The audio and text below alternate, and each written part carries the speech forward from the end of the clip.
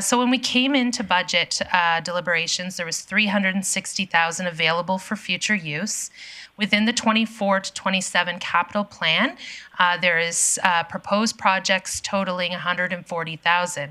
That's to support the National Aboriginal Hockey Championships and the Special Olympics Alberta Summer Games. Yesterday, a motion was made to unfund covered outdoor structures. This allowed for an additional $1 million to be added to the available funds within Council Strategic Initiatives Fund. So now the closing funds available are $1,220,000.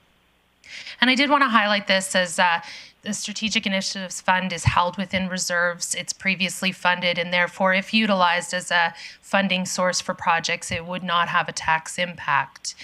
And I will note that there is still $868,000 still allocated to the 2023 outdoor covered structures project.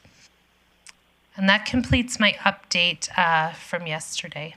Thank you. Just a question, Ms. Whiteway. Yeah. If council wants to have that 868,655 available in Strategic Initiatives Fund, do you require a motion for it to be designated to that? I do, thank you. If we could get a motion to unfund, then we would be able to have that as available. Okay. Councillor Plott. Thanks, Mayor Clayton. I'd move that we, I guess the wording is unfund and add to the Council Strategic Initiatives Fund, please.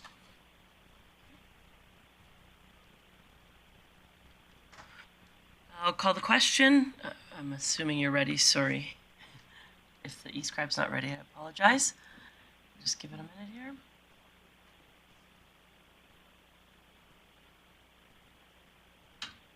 So the motion is for committee to unfund the 2023 covered outdoor structures in the amount of 868,655. Is that right? Okay. Councillor Bosch in favor. Mayor Clayton in favor.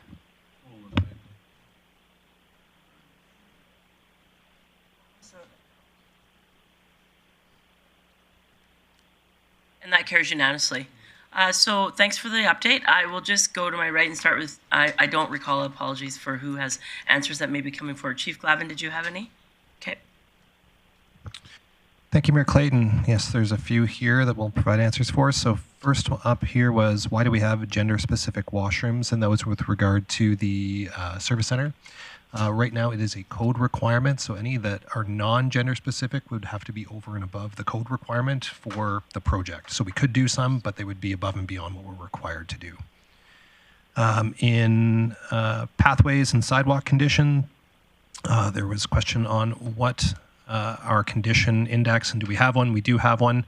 Our pathways are approximately say the majority are in fair to good condition throughout the city, as well as our sidewalks, a majority are in fair to good condition. We don't have as significant a backlog in pathways and sidewalks as we do in roads. RCMP parkade flooring, what are the safety hazards? Largely tripping hazards. So the RCMP is marking areas in orange so that people can visually more see them. We've had issues with tripping, falls, sprains in that area. And how do they intend to complete the flooring repairs? It is removing the concrete, not the rebar, although the rebar is exposed in a number of areas right now due to the deterioration in the concrete. And I believe that is what we have. All right. Chief Lemieux. Thank you, Madam Chair. There was a question with regards to the number FTEs and custodial at the Eastlink Center. So we have 13.5 FTEs allocated to that facility. That's to cover 17 hours of operations, 5 days a week, and 14 hours on the weekend. So it's 113 hours per week. So that's 13.5 FTEs. We had a question about climbing wall and handhold type climbing equipment. So until we have more information about the design of the climbing wall, we don't know if the handholds will be compatible. Administration is tentatively scheduled to meet with the consultant next week, and administration will continue to work with the Climbing Association on this project. So we between gift in kind and a little bit of cash, we will be able to support them, further support them to an estimated value of $29,000 to $30,000. There was a question about the Zamboni. How much do we need another Zamboni at Design Work? So we have a spare Zamboni at Design Work right now. It's the old style with the, it is becoming dated and certainly emits higher CO emissions, and their fleet department is saying that there are enough mechanical system issues with that equipment that it should be replaced in 2025. So that's not for 2024, that's for 2025. So those were the outstanding questions that I had on my list. Thank you for that. I apologize, CFO Whiteway, you had some answers as well. Thank you, Mayor Clayton. I would like to present a couple options with regards to Councillor Plott's question on how could we decrease roads by $2 million. So if I could just share my screen, I'll review a couple options for Council.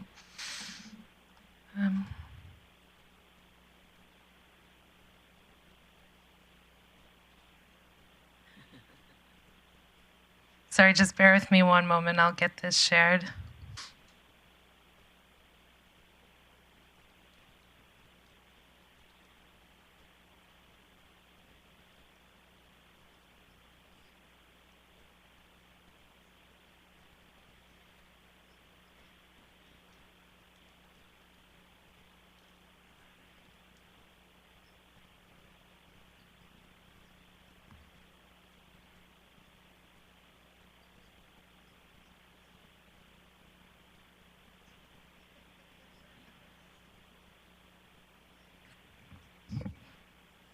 Okay, great. Thank you. So currently we have Sorry, can you just start over, remind me what Councillor Plott's question was?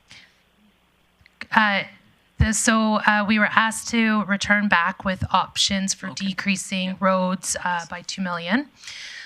So in the proposed budget, there was $15.7 million covering roads. So there's multiple projects included. That's your current above.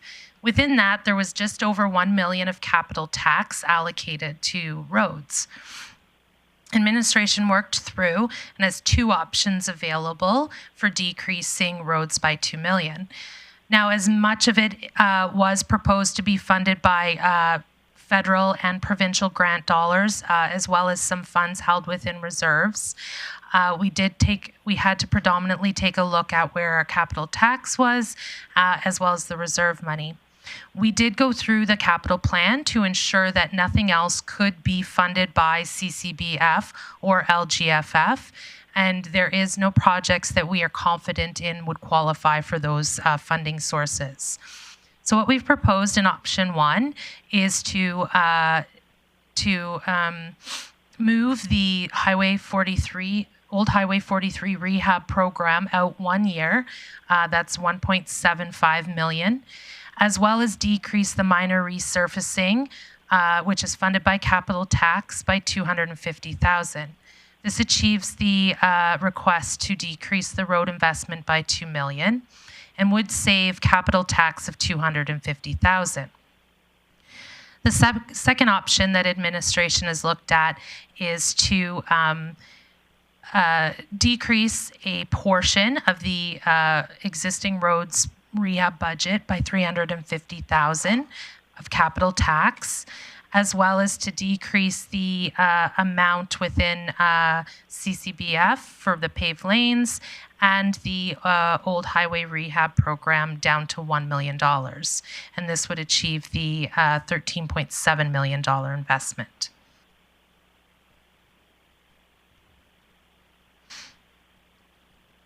Okay. Open up the queue for questions. Councillor O'Connor. Yes, thank you, Mayor Clayton. Is there a concern that I know that costs are very high right now, and if we hold it off a year, is there a danger it could even be higher? Chief Glavin, you want to use your crystal ball and tell us your thoughts? Thanks, Mayor Clayton. I was going to borrow Councillor Thiessen's. It's really difficult to predict right now. On the concrete side, we've not really ever seen much of a decrease in costs. There's been just a steady increase over the last couple decades. Asphalt a little bit more tied to the price of oil. Oil right now, I think, is in the 70s, 80s. It's really difficult to say geopolitically if there's an issue. It could really spike, but it's a guess. We're just assuming it's going to continue to be at this level. Thank you. Sorry, do you mind having your screen up while we have this conversation? I just know there's a couple questions. Thank you. Councillor Bressie. Great, thank you. So I'm trying to understand how administration would interpret either one of these options. So if we remove funding from the old Highway 43 rehab project, that funding is specific. It has to go to the last section of the bypass, or can it go anywhere? And really what I'm asking is, if we pass one of these options, does that mean that we wouldn't finish the bypass in 2024? Chief Glavin. Thanks, Mayor Clayton. So the section that we're doing between Ernie's and 102nd, we had budgeted for it last year, so the money is still in capital. This would not compromise completing that section of the road. That ended up being split into two because of the complexity, and we didn't want it to drag into the winter, although this would have been an ideal year for it because we probably could have actually finished it. But that is not in question. The Old Highway 43 money here, we're talking about some work we'd like to do on the west end of Old Highway 43, as our portion of 43 goes all the way out past the airport to where the new interchange is. And we haven't done any work out there, and there's some issues that we'd like to address. So, and then I guess my follow-up question is, if council wanted to, I guess, is this Old Highway 43 rehab program, are we internally restricting it to the old bypass, or is it a provincial requirement it's spent on the old bypass? Chief Glavin. Thank you, Mayor Clayton. I believe it's an internal restriction for the old bypass. I'd defer to the CFO to confirm. CFO Whiteway. Thank you, Mayor Clayton. Correct. So when we received it was $20 million for taking over that road. There was a memorandum of understanding with the province that we would use that money for that piece of road. But it's not a legal requirement. It's not a legal requirement. That's right. And so we have restricted it, and we do use it for the Highway 43, but perhaps if another road was to be able to done with that money, that's an option as well. So it would be breaking a promise, not a contract. Well, and Okay. My recollection of the conversation was that the money was to be absolutely used for roads. It was evaluated on what they thought their fair share of the upgrading of the road that they were turning over to the city. We said that it was a $70 million upgrade required over time on the bypass. They said, okay, here's $20 million. So sure, roads, but there's still a shortfall in what was required. So yeah, that's my understanding, or that's my historical recollection. Councillor Berg. Yeah, thanks, Mayor Clayton. Still on the old bypass.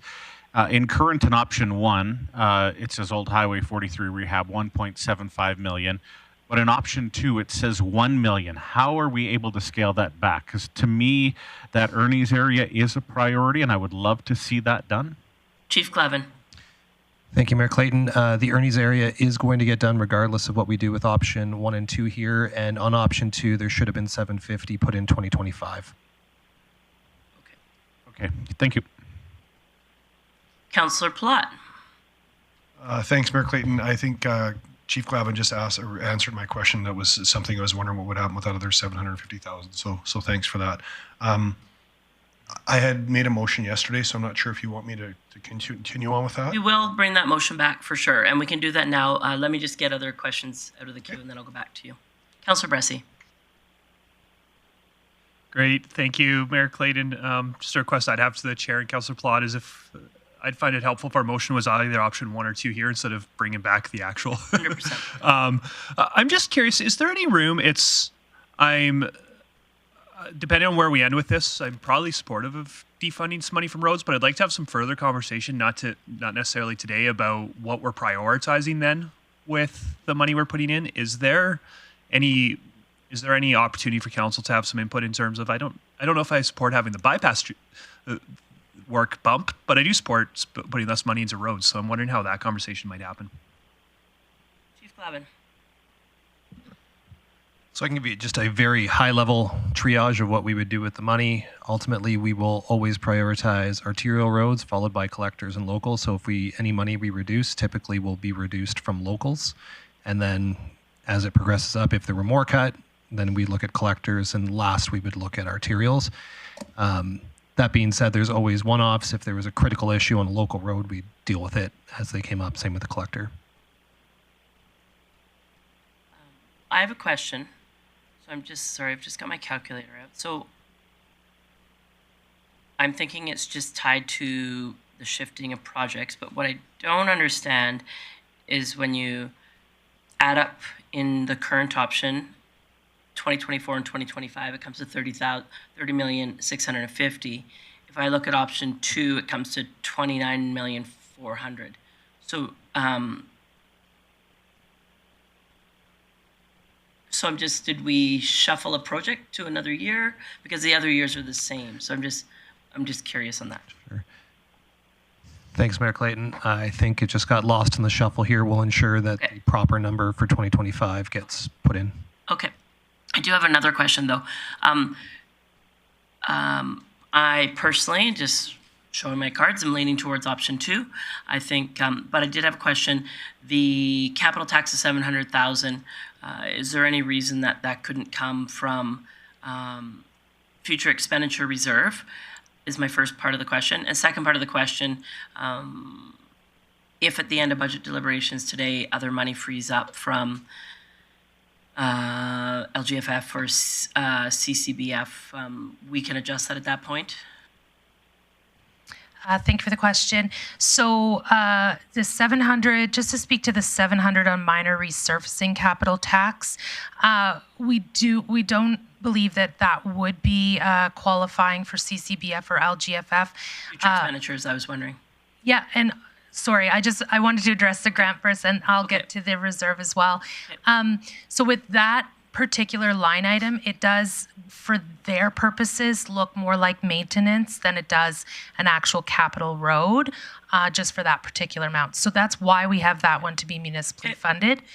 In terms of the future expenditures reserve, you could fund it from the future expenditures reserve. However, you would have to reduce the amount in 2025 from 750 on the old highway rehab down to, well, you'd have to eliminate that and fund this year. Reason being is we don't have sufficient unallocated otherwise, so you would be using the remainder of the Highway 43 money. Perfect. And so if at the end of other discussions, we could reshift this again for appropriate funding sources? And if it had qualified for any other ones? Correct. Perfect. Okay, thanks. Councillor Bressie. Great, thank you. Sorry if my coffee's kicking in slow, and I'm a little bit slow. I make sure I understand this. So in terms of the old Highway 43 rehab program, all that's money, if I'm understanding correctly, that'll be spent west on the bypass, which means that it's a section of the road that gets really heavy truck traffic right now that eventually with the 43 connector will be removed from our roads. Am I understanding that correctly? Chief Glavin. Assuming if and when the Highway 43 connector gets built, it will offset some of the trucking that would be using that road. We will always have trucking that will come into Highway 43 via that road because it'll be the closest or the shortest route to whatever their destination is. But yes, there should be less trucks at some point. And I guess just showing my cards, if we're going to delay road work, for me, that's a perfect place to delay it. The later we do work on that road, the closer that is to 43X, the better in my mind. So showing my cards, I really like option 1 because for that reason. Councillor Bosch. Thank you. I guess my concern is for the minor resurfacing piece, 700,000 versus 450,000. How, in the expert opinion of yourselves, the resurfacing should make some of our roads last longer. So by cutting that, do we have any negative outcomes? Thank you, Mayor Clayton. Yeah, ultimately, less is less. So if we have less money for road resurfacing, we'll have less maintenance done on some roads, which will theoretically decrease their life. It's not a linear if you do one thing, you're going to have this exact amount of degradation. It's depends on the year, depends on the weather, depends on the traffic. But we do think that that minor resurfacing program is having an impact in areas. As I said, I think in day one, we've been doing these types of patches for years, and we've seen some success with them, and that's why we proposed last year doing this larger scale resurfacing in areas that were never otherwise, well, I shouldn't say never, we're just not going to get to for a long time. So there is benefit to it. I'm absolutely in favor of that minor resurfacing, and that's where I'm having a difficult time between 1 and 2. I'm okay with moving Highway 43 rehab the west side, but in option 2, we still have that piece where in option 1 we don't, and resurfacing is then being reduced. So I guess I'll hear what my colleagues have to say, but moving 43 is not an issue for me, but the minor resurfacing, cutting that is a bit of a problem. I'm just going to jump in the queue before I go to a couple, because I had a question on something similar. On Highway 43 rehab, Chief Glavin, I appreciate Councillor Bressy's comments in regards to it may be, not as necessary. My fear is that Highway 40X is 4 years away in a best case scenario. So tell me, what's the evaluation of that work that was going to be done there? If it wasn't done for 4 years or even a year, how quickly will the quality decrease based on the current traffic volumes? Mayor Clayton, I know that if it, one of the reasons why we put that it could be pushed back a year is that we're not imminently worried about the road failing. We're not looking at a reconstruction of that area. I believe we're looking at an overlay. So right now, I don't know 4 years, but we're not worried about pushing out a year for sure. Perfect, thank you. Councillor Blackmore. I'm thinking that if we push Highway 43 rehab out a year or 2 years,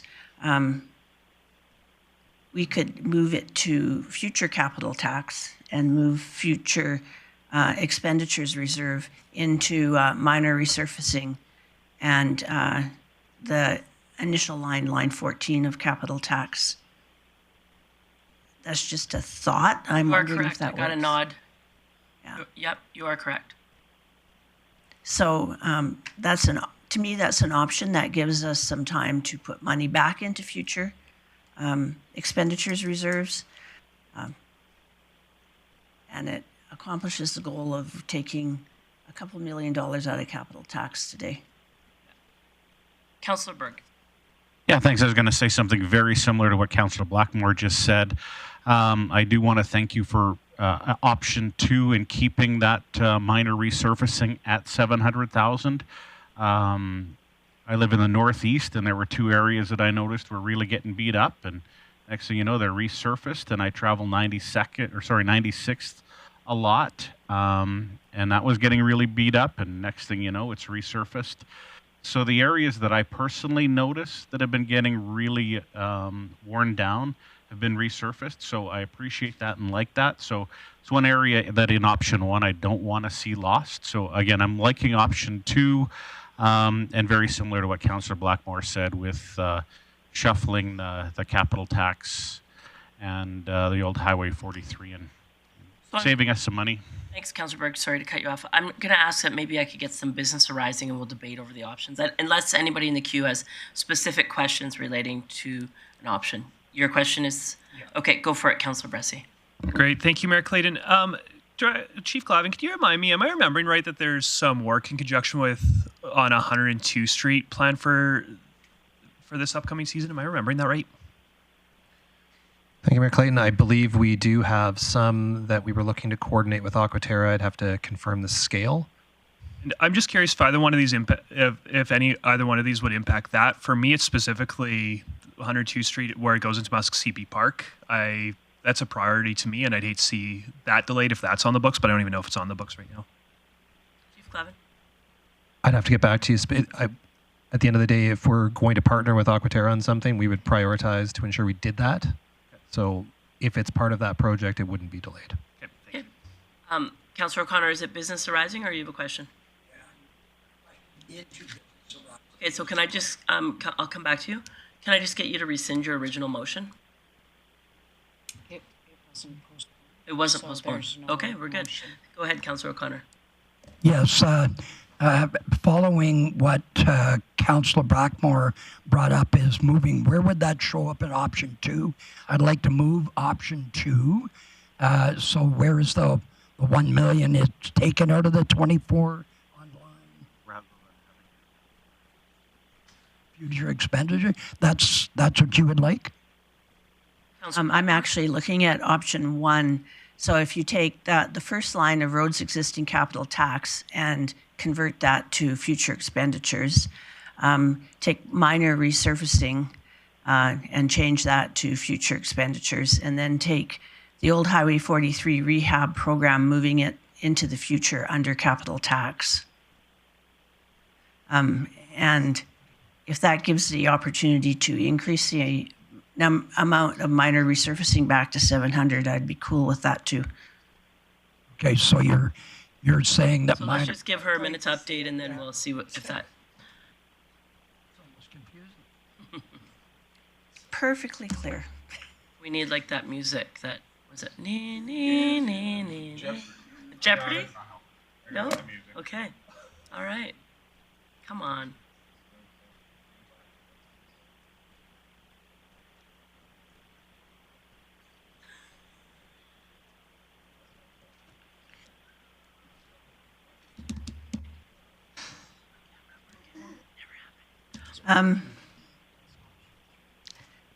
What used to Like be there? Option 3. Okay, so we're gonna come back to roads. Okay, we'll give you a few minutes. Is that all right? Yeah. We're good. We'll come back. Okay. Except that instead of being capital tax on the first line, it should be future expenditures reserve So let's. on line 14. So how about Councillor Blackmore? Do you want to pretend there's nothing there? Make notes of what it is, and then pass your notes to the CFO. She'll create an option 3, and we'll come back to this. Okay. Thank you. Okay. No. Councillor Plott, can I get you out of the queue, or did you have something else? You're good? So do any other chiefs have updates from questions that were proposed yesterday? Okay, so we are going to move on. We will come back to roads, don't worry, to page 30. And items that were flagged. The first one that was flagged was urban forest strategy. I'm Danielle. sure I flagged it myself. I've been a big advocate for this program from the beginning. I'm just curious, my question in making the decision on this total amount is for Chief Glavin. If this fund were to be cut in half for this year and 100,000 put to next year, would there be would it impact a specific project, or could we still see something significant, knowing that we already have $100,000 in tree replacement, which truly is for tree replacement, but with a sort of combined effort, could we still see some impact with $100,000? There's the first part. And the second part of my question is, in our community, I know that the forest industry has indicated that they are looking to implement some beautification sites. We know one has already come to fruition near Arbor Hills in celebration of International Paper's anniversary. We know that other forest industries are interested in that sort of program. Do you think that if this capital tax was decreased by $100,000, that there is opportunities of working with industry to supplement another $100,000? So what would it look like if it was $100,000? And is there opportunities to work with industry to get that replacement?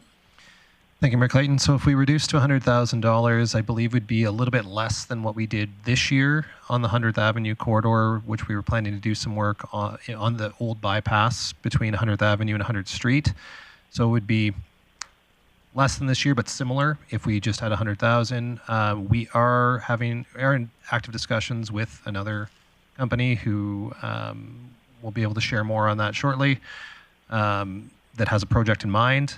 This year we also had International Paper do their Grove on 108th and 132nd Avenue, and we do think there's more opportunity to have discussions for additional partnerships with industry. Okay, so of the 4 main players, one's already done one's in discussion. There's 2 other opportunities.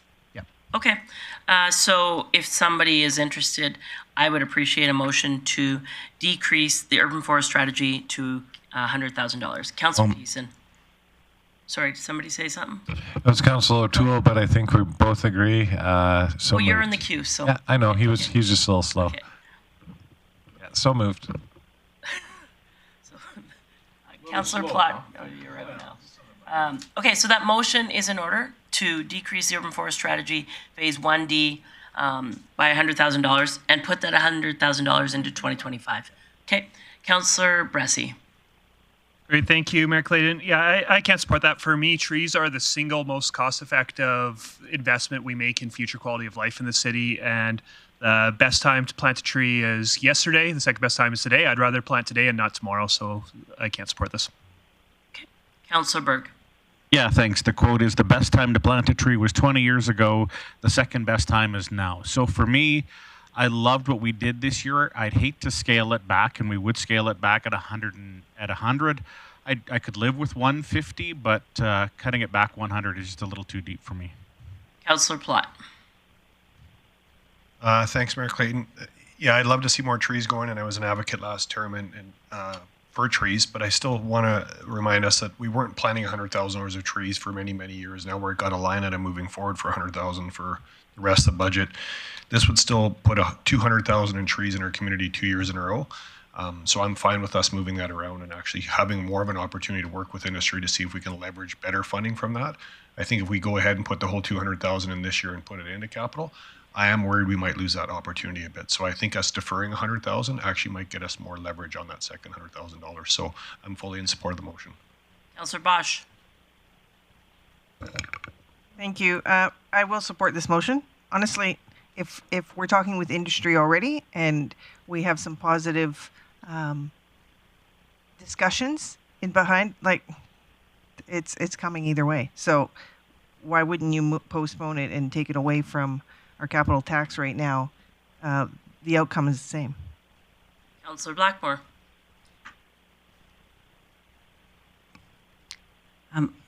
I would like us to defer this motion to the in-camera section of the meeting. Okay. We will defer this motion.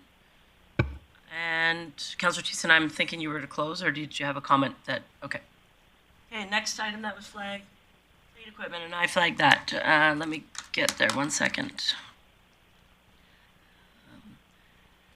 Chief Glavin, I know that within fleet that we do significant work on evaluating the state of vehicles and the lifespan of vehicles.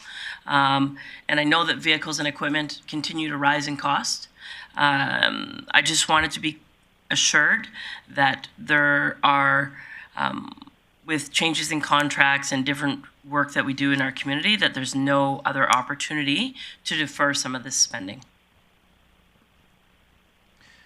Thank you, Mayor Clayton. So we've recently hired an asset manager for corporately, and I've already had them start digging into our fleet replacements and our practices around replacement versus extending the life and doing additional maintenance. Right now, I've had them look at some of the heavy equipment specifically because it's most expensive at the moment to replace and likely always will be. Right now, they're currently supportive of the current practice, but there are some opportunities with replacements to treat them differently from a warranty perspective that will likely allow us to increase the lifespan and hopefully decrease the overall cost of owning these assets. As of right now, they have not done a complete analysis of the entire fleet, but they are comfortable with the system of maintenance that we have in place. So we're not immediately recommending a change, but we are looking at some changes. Okay. Thank you for that. Next item that was flagged, exterior signage. Did I flag that? I think so. City facilities. I had a question in regards if this was, and I can ask the CAO or Chief Glavin, whoever's prepared for that. There was a list of what this includes. If we were to reduce this amount in specific for City Hall, is there any maintenance dollars available or other funds available that we could just do a simple refresh on our pylon sign as opposed to significant work? Chief Lemieux?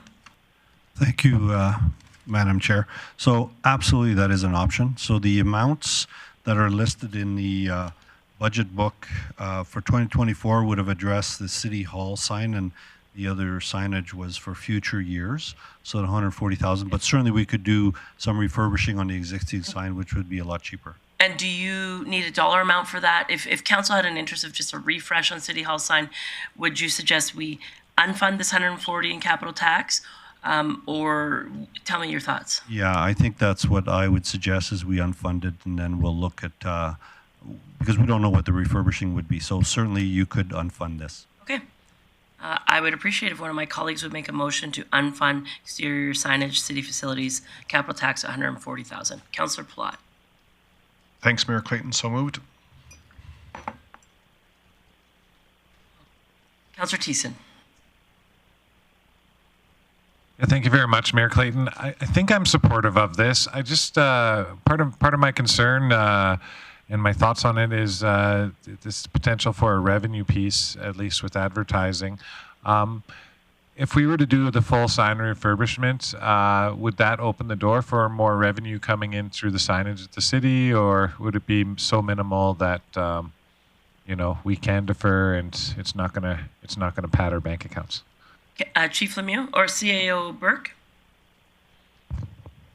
I would share some thoughts on that, it would be minimal. It's also just considering the location of the sign in front of City Hall.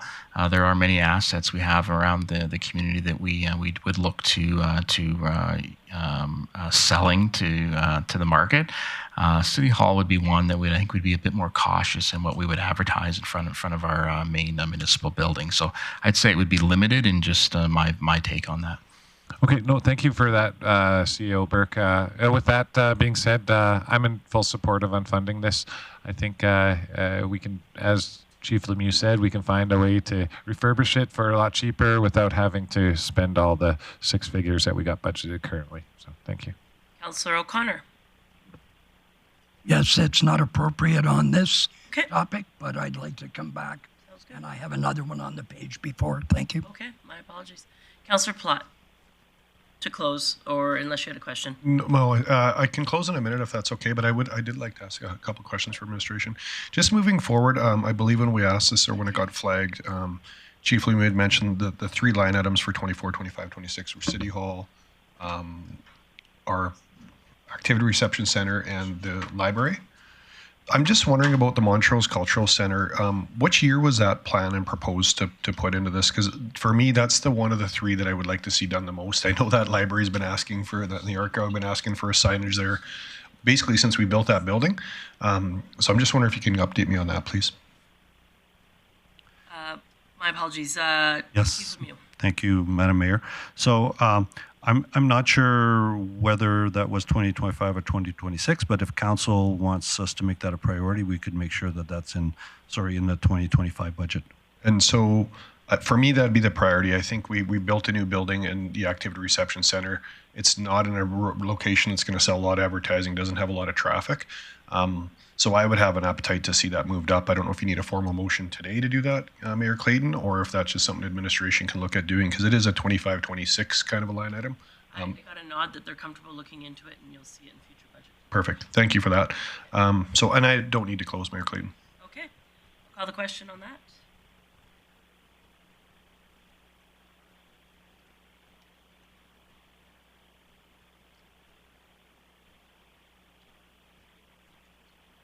Councillor O'Connor? In favor. Councillor O'Connor votes in favor. Councillor Blackmore has left the chambers, so we are carried unanimously to 0. I am going to go back to an item that we may have missed that in regards to flagging. Councillor O'Connor wanted to flag wayfinding signage. Yes, I'm not sure if this is the right area, but I am concerned with if I could put it on the camera over there so everybody can see the sign that I have, and it's in regards to safety in the parks.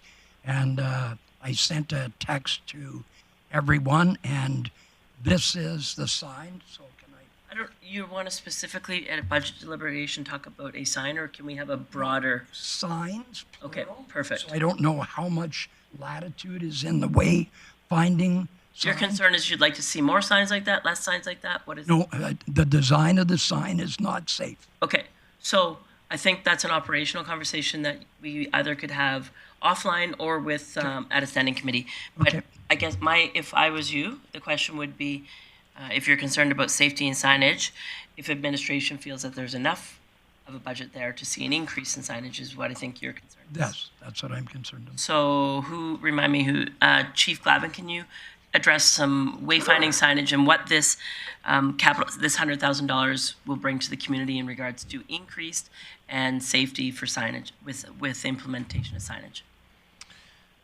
Thank you, Mayor Clayton. Yeah, essentially this is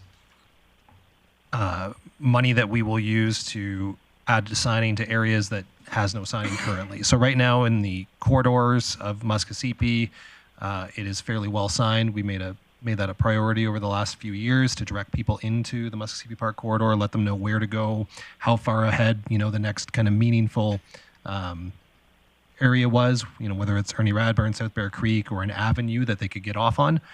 This is just extending that and getting more people, whether it be visitors or residents, to know where to go. Yep. Okay. Thank you very much. I think my question would be Chief Lemieux, and in regards to parks. So we'll be talking. Chief Glavin does parks, but I think the content of the sign is your concern. There's a sign in particular that is confusing to patrons. So awesome. Okay. So we are moving. I don't see any. Oh, Councillor Berg. Yeah, thanks, Mayor Clayton. While we're on this block, I don't know if we flagged community group funding, but I would like to have a discussion around that. Is that all right? Okay, yep. Oh, it's on the top of 31. My apologies. Okay, so we'll go right to that. Go ahead, Councillor. Yeah, thank you. So I'll make a motion and then we can debate. I'd like to move that we bump that up to $350,000. It's a bump of $27,200. Following the community group funding that we had done, there were a number of groups that approached me and were saying that they're really struggling, and I get it, we all are. But one of the conversations that we had is some of them were scaling up out of COVID and they were only asking for what they needed and weren't getting the funding that they needed. And I believe every organization should be out there engaging with the community, doing their own fundraising. But for the small amount of $27,500, I think it would still help a lot of organizations as they too deal with cost pressures and staffing pressures. But in reality, to our budget, that's only a drop in the bucket at $27,500. I guess my question for clarification, Councillor Berg, would be this community group funding bucket of $322 approximately includes the item on page 44. So the Climbing Association, Center for Creative Arts, Nighthawk, Pickleball Club, and that's it. So by increasing that amount, you're giving them each a little bit more, or what was your thought I here? guess I was looking at more, and I apologize, I missed that connection. It's okay. For me, it was a lot of other groups. One was the Boys Choir, for example. Those types of organizations that come to us and we give them $5,000, $10,000, $15,000. Okay, so that is in operational. Okay. Specifically Boys Choir. Can we just put that in the parking lot and I'll come back to that? Yes. Thank you. Councillor Blackmore? Okay. All right. Next on the flag list is lawn bowling. I think I might have flagged it, but somebody else. Councillor Bosch. I did flag it. For me, that lawn bowling site at Muskosipi it feels like a dead site. It's not working the way it is right now. I'm not really in favor of putting that back into lawn bowling. I don't think people are using it or have used it in a very, very long time. I would like to see options of it changing to something that more people would use, whether it, it's I don't know what it could be used for. Maybe pickleball, maybe it could be something for the kids. But as it stands now, putting it into the same thing just because, you can, doesn't mean it's the right idea. So I'd like to unfund it and look into different ideas for that area. Okay, so I got a few in the queue. I just wanted to ask one question of administration. You had mentioned, so the $240,000 that's there, funded through a grant.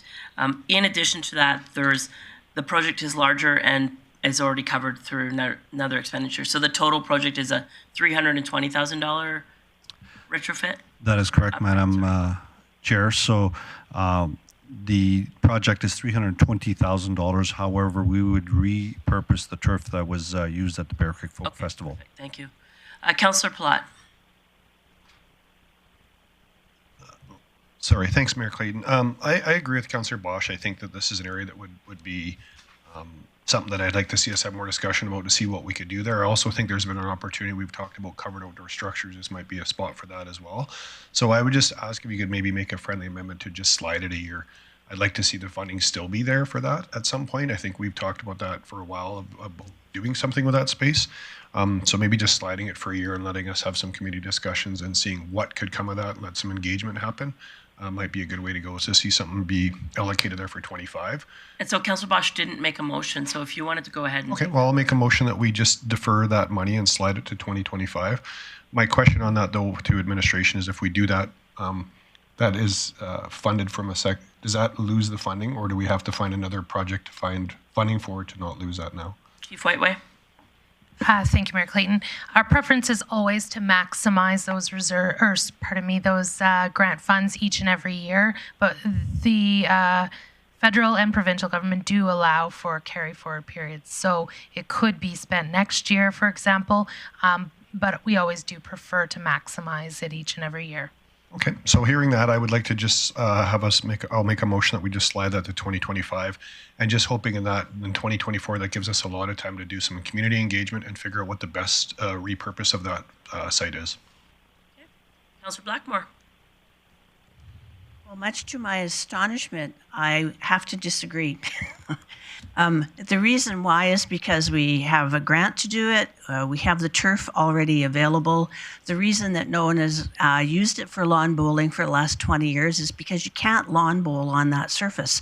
It is so badly in disrepair that it doesn't serve the purpose for anything, not even bocce ball, because it's not good. The little pavilion that's there is in good shape, and by not having a decent turf surface there, the entire site has become very unused, which I think is a terrible misuse of resources.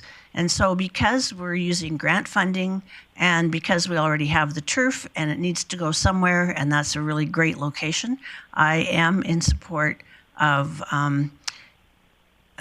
moving forward with this project in 2024. And I believe that we will see a lot of use on that site once it's fixed and repaired, from birthday parties to bocce to lawn bowling. I think it will be a very well-used site once it's attractive. Councillor Thiessen.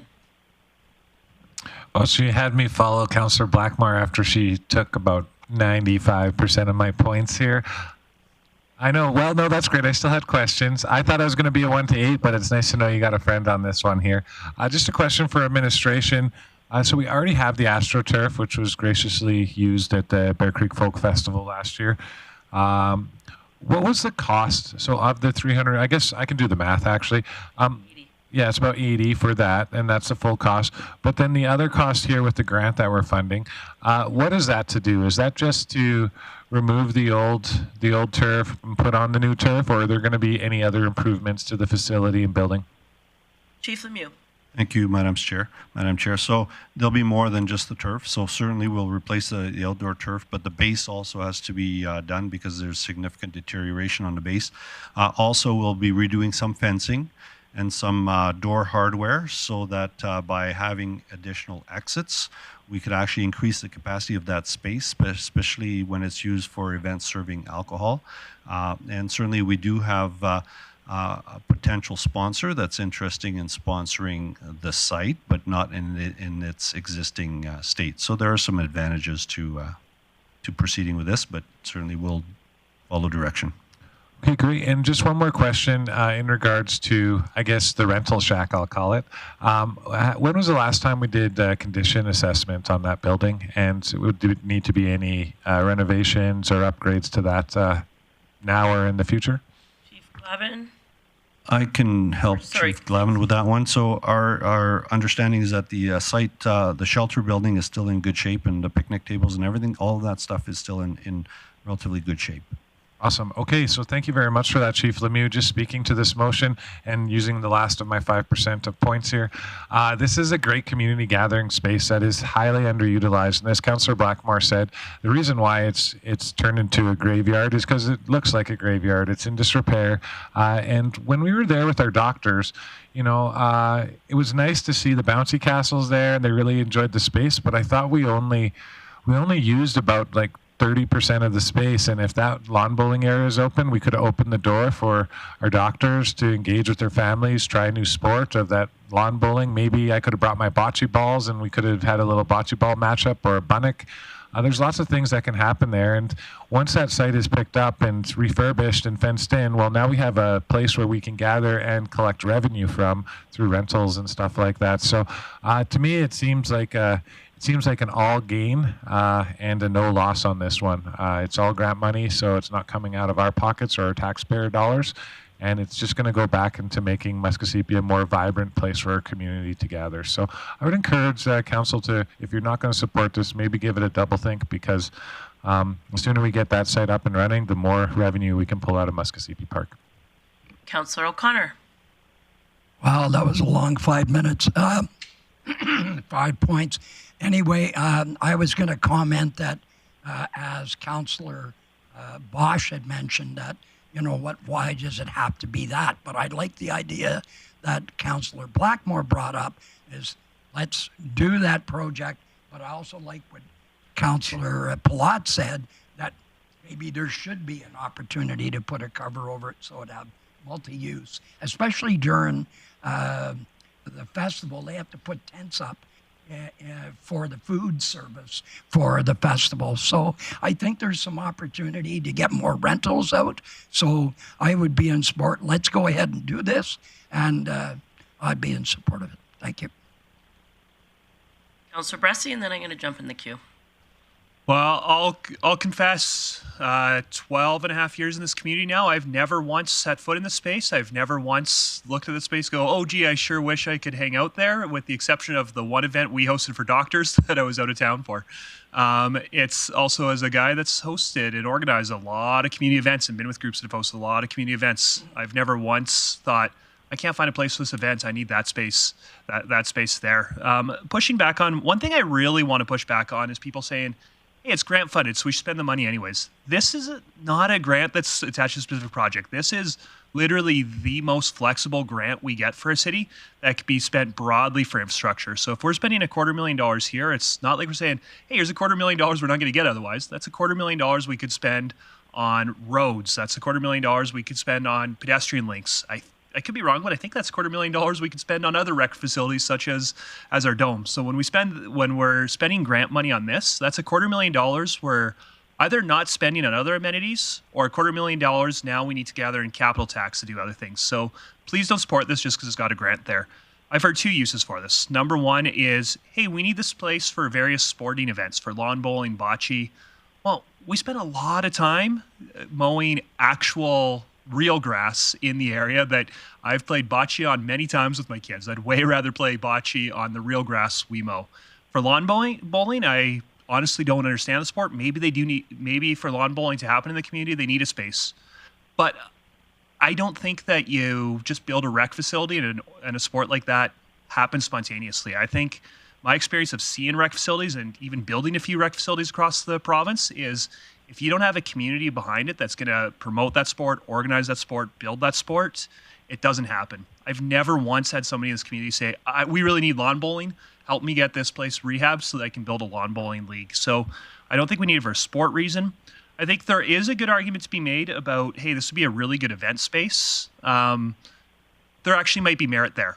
But if there is merit there, I want to see a business case. I need to see more information about what kind of revenue do we think we can invent, what we can generate, what demand are we filling that we don't feel has currently been filled in our community. I've never seen that business case. We've never had a conversation with that council. So for me, this is $250,000 that could be repairing roads, could be building new pedestrian linkages, or could be saving capital tax. And we're putting it in just without a good plan or a good reason. So I'd really encourage council to support this motion. Let's put this back to 2025. I'm not saying don't do it, but let's make sure there's a good business case if we are going to do this. Councillor Bosch? Thank you. Well, Councillor Bressie pretty much said everything I was going to say. Thank you for that. The point is, it doesn't have to be lawn bowling with this grant. And in all honesty, when we hosted that function, the kids had nothing to do that were there. And a bouncy castle isn't going to cover it, and it costs money. So if you put something simple like a natural park for kids to climb on, and you have the tables there, and you bring in a barbecue, and you can rent out the facility, you'll get far more use out of that for a birthday party, child birthday party, or senior birthday party. You have a place where kids can actually do something and participate, you know, with their grandparents, if that's the concern, that we're taking something away from the older demographic. But as it stands now, I think it's useless, and we aren't renting out that facility. Sorry, we're discussing and debating the motion, which is to move it to 25 or not. That's right. But everybody was giving their reasons why. So, I know, but I'm trying to speak. So my point is, I'm going to vote in favor of this motion, to move it to 2025, to do something better with the area than what has been done with it. Thank you. Councillor Blackmore? Just one comment to make. If we choose not to do anything with the site, we need to tear it out, and that's going to cost the equivalent or more. So keep that in mind. Councillor O'Toole? Yeah, back in the 1980s when we had Winterlude and things like that and festivals, this was a happening place. Weather deteriorated it, and it's been left, and no council has wanted to support it, to fix it. I'm thinking if we repair it, they will come, and I'm okay to go to 2025 with this, but it's a big part of the community for a number of years, and then it just was a disrepair. So I'm willing to repair this. I know in Winterlude we used it as a remote control car facility. We had like a track there, and in the winter or summertime it was used for lawn bowling. Thank you. I had a question for administration. Chief Lemieux or Chief Glavin, one of you mentioned that there was private industry interested in supporting it, and I'm assuming that's in the state of a lawn bowling center. Can you tell me, have you had discussions in regards to what programming looks like if this were to get approved in 2024? Are we prepared to do programming? Is a private user group going to do programming? What would that look like? I can confirm that the space was used all summer for programming, so the summer programs make extensive use of that facility. Sorry, lawn bowling program. Are we prepared to facilitate a lawn bowling league? Is there a user group looking to do a lawn bowling league? So certainly sports development has been working with, I think it's called Alberta Bowls, which is a provincial organization that is very interested in working with us. Okay. So I appreciate the motion. I can't support it because I think this needs to be done this year. I know that we've put a little bit of money in it over the past few years in regards to the facility, but that is a perfect location. It meets one of our goals with an inclusive and caring community of youth to seniors, because youth to seniors can actually participate in this facility if it was utilized correctly. And so I can envision a Friday night commercial league where you, as mentioned, that facility can be licensed. You could have people in the park every evening. You could have a ladies' league on one night. You could have a youth league in the day. You could do great things there. And adding another recreational aspect to our community just broadens our spectrum of offering. I think that's a huge win. Grant money, 100% agree, Councillor Bressie. Don't assume grant money is costing us nothing, because it could be put to roads. But I think that at the end of the day, to see something turn around relatively quickly in 2024 that services so many people and brings a new offering to our recreation menu, I think is a great win. When you drive by there, it's a gem of a piece. It's located well. It's right across from parking. And the facility, if you've been in there, is in great shape. And it could be the next big thing in our community for relatively a little amount of money. So I won't support the motion only because I think it needs to be done sooner than later. Councillor Berg, or Palat, to close. Oh, sorry, Councillor Berg, do you have something else? Yeah, I just actually wanted to add anecdotally, there is a group of, it's a prominent business here in town, and I know that they use the facility for team building, and they actually have a league of their own within their office, because I saw them walking by with the bocce balls, and so they still go down there and they use it, and the comment was, yeah, it's rough, but again, it's team building, and we want to use the facility. So they use it as is, but I know that they would value it far more if the investment was put into it. So that's just one example, and I'm sure that there are more if the facility was updated and upgraded. Councillor Plott. Thanks, Mayor Clayton. I didn't think this would generate this much discussion, but I'm glad it did. And I'm glad we're kind of somewhat split on it. I think this is an area that I wish we talked more about. Last term we've had chats about it. I don't see us having a lot of issues with deferring this for a year. Even Chief Lemieux had mentioned it's getting well utilized. Everybody around here that's talked about it has kind of mentioned how well utilized. Could it be better utilized? Sure. But I don't see us taking a pause and doing more engagement and making sure that we're putting in something even better and bigger than what we're doing. This could come back next year with another capital ask above this amount.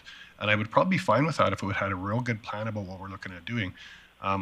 So for me, I just think deferring this for a year gives us a pause. I'm not saying not do it.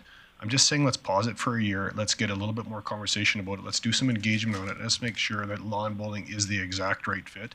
And if it is the right fit, is it the whole surface, not the whole surface? Are we putting in a covered structure in this area? What does it look like? And I guess because we don't, from what I'm hearing, it's just about replacing with lawn bowling. To me, that doesn't quite cut it. I think there's more to this site than could be.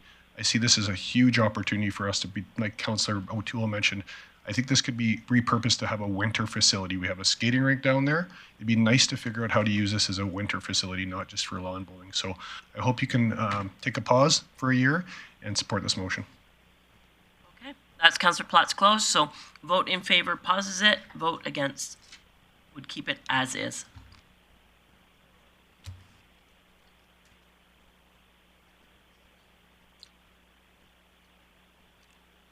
The motion is defeated. So unless I see any other business arising, that will stay, and I'll move on to the next flagged item, which is the sport tourism strategy. My understanding is that I flagged that. If you notice on page, the question for administration, currently on page,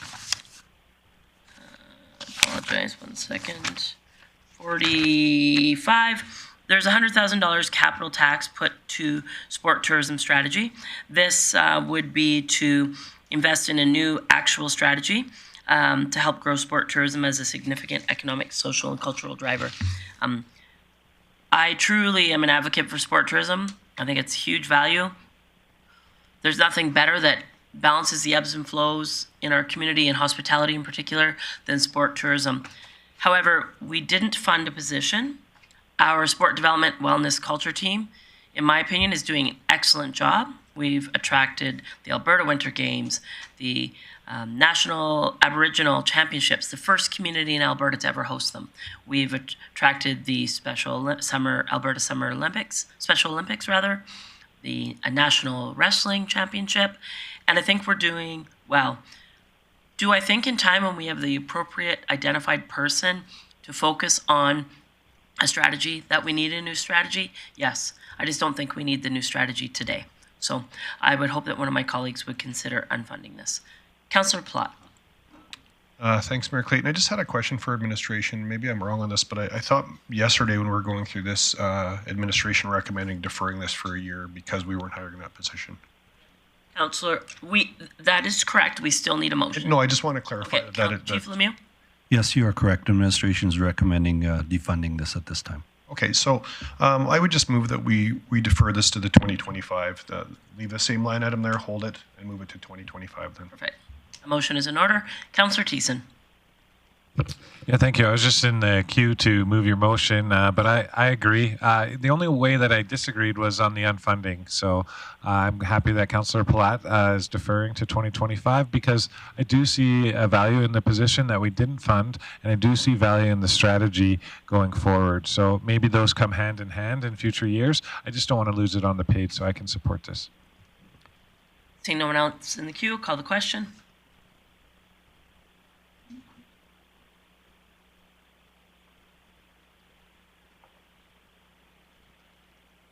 carries unanimously. We are now going to go back to roads. I'll turn it over to CFO Whiteway so she can show her screen for option 3. And I think Councillor Blackmore, when you're ready to make a motion once you see it, unless you had something to add, CFO Whiteway. No, thank you, Mayor Clayton. Yeah, just if want to double check that we've captured the intention here appropriately. So based on what Councillor Blackmore had shared, we've updated to look like this. So it would be a capital tax savings of $600,000, achieves the $2 million reduction while holding the minor resurfacing at the originally proposed $700,000. Councillor Blackmore. I would move that we reduce road spending as per option 3. Discussion or debate on option 3. Councillor Plott. Helps if your mic's on. Thanks, Mayor Clayton. I just wanted to confirm that, and I'm fully in support of this motion, but looking to 2025, although we're moving $2 million out, did we just basically move $1.5 million back a year? So in essence, we haven't changed the actual allocated amount by as much as it looks like when we drop it by $2 million. Can you show the original very top? So if you add those two together, it's 13,650. If you add the two together in option 3,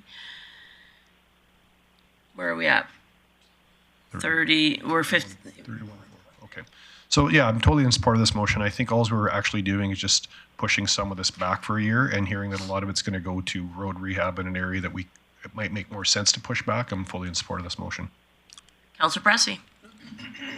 Yeah, no, I can support this motion for now. It's especially because just given where provincial revenues have gone, I'm actually optimistic about LGFF going up in 2025, and there'll be opportunity to make up for that there. But something I'm keeping my eyes on, just in terms of its roads, we've done a lot of work over the last 6 years to catch up on our road network, and it was at an unacceptable state, I think, 6-7 years ago, and I think we've got to a point where it's at an acceptable state, and I don't want to decline again. I don't need to keep on improving the overall quality of our network, but I don't want to decline again.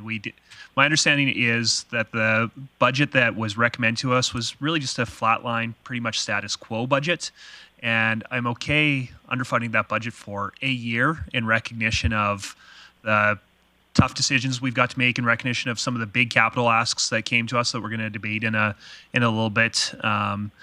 But for me, it's a 1-year thing of reducing it. I hope that council's ready, even if we don't see LGFF bump the way that I'm optimistic it will in 2025.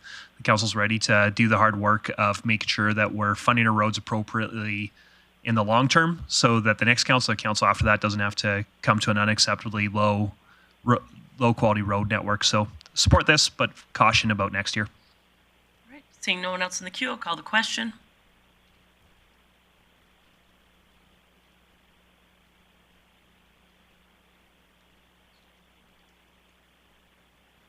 And that carries unanimously. Now, I'm going to provide an opportunity for an in-camera conversation, and we're going to take a break. So I will suggest that we will be back at no later than 11:15. All right? Thank you. Yes, please. Councillor Pressy. All those in favor?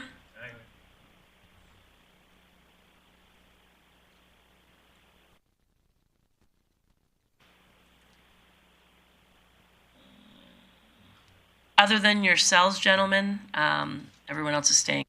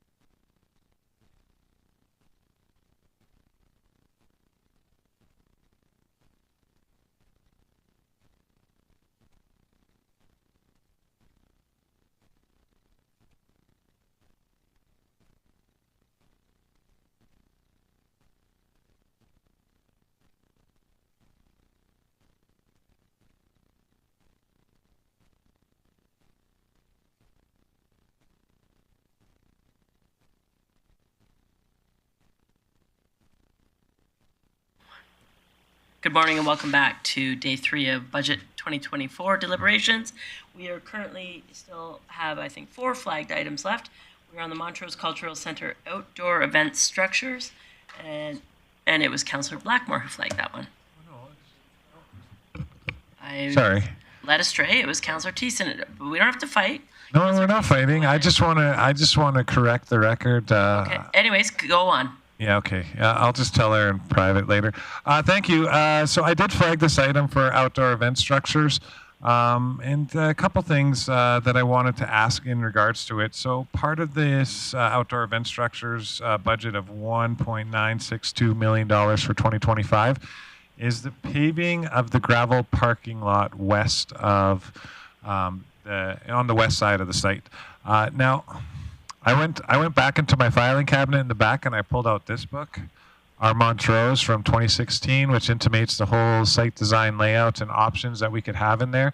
Now, part of that was I guess we can imagine the outdoor structures could fit inside there, but it also imagine on that west corner, a commercial or residential building or a mixed-use building to be going up on that portion of the site. So my question is, of this paving, what portion of the budget is the paving of that parking lot? Because to me, it just seems like it's throwing good money out over bad, you know. Page 46. Halfway down.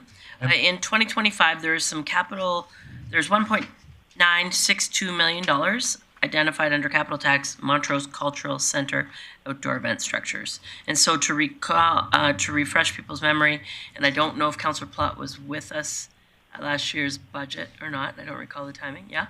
So my apologies, but on that vein, I don't know if administration, if Chief Glavin would need a minute to look up that breakdown for that budget item. Chief Glavin. Because I feel like when we had the discussion, you led it initially. Sorry, Mayor Clayton, I did discuss it with Chief McEachern in the break, and she might have some information. 31, you said? Thank you, Mayor.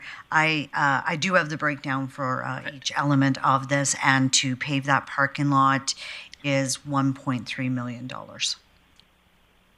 So that's most of the budget. So that leaves $600,000 for the covered outdoor structures and gazebo. The breakdown is for the cost of the structures. The building the structures is $282,020, and then the additional $380,000 is for power to the site, power to structures, water sources, and sewer. Okay. Yes. Thank you for that. So with this, I know it's labeled as cover outdoor event structures, but this seems like it's paving the parking lot budget. I do also see some symmetry between some of Council's strategic initiatives that we did unfund with covered outdoor structures and the potential in here. I'm not going to make a motion to unfund it. I just wanted to ask the questions to get clarity so I could write it down in my book. But something that I think Council and administration should consider as the wisest use of our finances and our taxpayer dollars. If we ever do get a development on that west corner, that means we're going to have to jack up pretty much most of the concrete that we're spending $1.3 million on, when really the vision of our Montrose is to create a space where people can gather, which is what Mama Sepia Ota or Mama Way Concourse actually stands for, is the gathering place. I have my own vision for it. I know other councillors have their own vision for it, but I just hate to see us put $1.3 million into that, and I think we should have some discussions over the next year as to what that looks like and what this budget line looks like for 2025. So I do want to keep it in the budget funded because I think we have options to talk about, and come 2025 we can maybe pull it out or rearrange it in one way, shape, or form. But I just wanted to get those questions for clarity in and give administration and council a heads up as to why. Councillor Bressie. Great, thank you. I'm also intrigued to learn more about what the covered structures are there, because those might hit more the itch that I'm trying to hit with the potential $4 million covered structures we're talking about somewhere else. So I'd move that council direct administration to bring information about the Montrose Cultural Centre outdoor event structures to the appropriate standing committee so that we can have more conversation about this. Perfect. I think that motion's appropriate. I can tell you what initially the conversation was, but that's let's just get that done and move on. Call the question on that motion.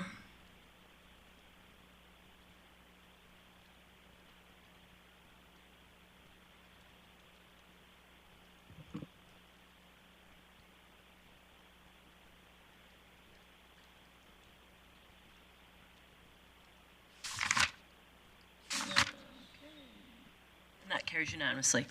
Next item that was flagged by me in regards to the healthcare attraction and retention strategy. I just want to see a little bit. Give me a second. As we know that this was still a significant priority of council and of this region. We, in the past year, have put together a matrix in regards to identifying opportunities and work that is already taking place within traction and retention. I'm just not sure we need $100,000 put to this at this point. So looking for a further explanation. Chief McEachran. Thank you, Mayor. Yes, it was in choosing that dollar figure, we were looking to just have some flexibility because we were unsure of all of the elements that would go into this plan once it's developed, and we will have a better understanding of that. We are hoping by the end of the year, of this year, of 2023, that we would have more of a fulsome plan outlined, but that was just to give us some flexibility around. Can you tell me currently we do a physician's appreciation event as well as a family event. Where are they funded currently? Because this is new dollars. That I will have to confirm for okay. you. Go ahead, Ms. Whiteway. Thank you. We would be funding those through our operational budget in InvestGP.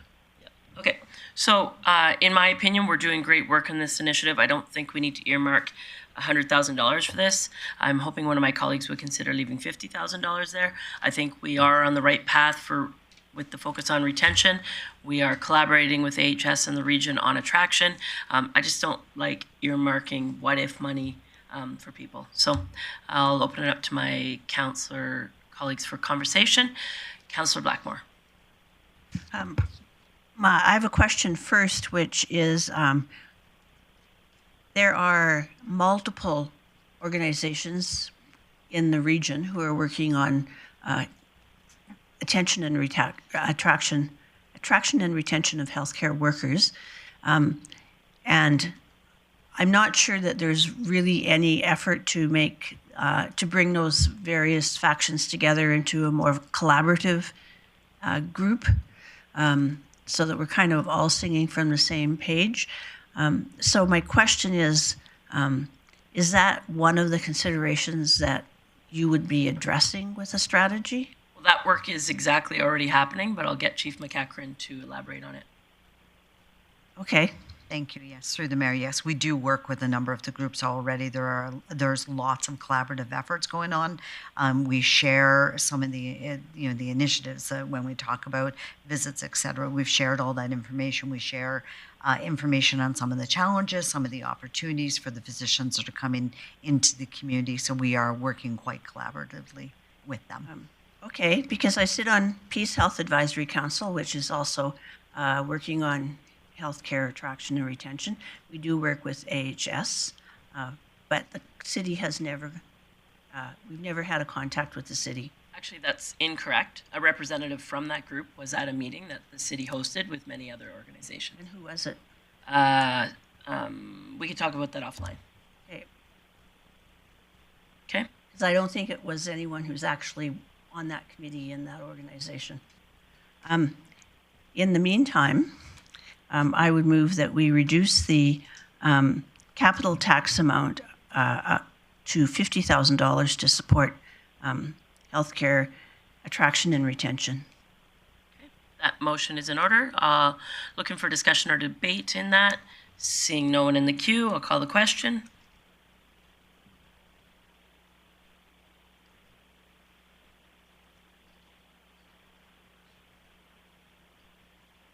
And that carries unanimously.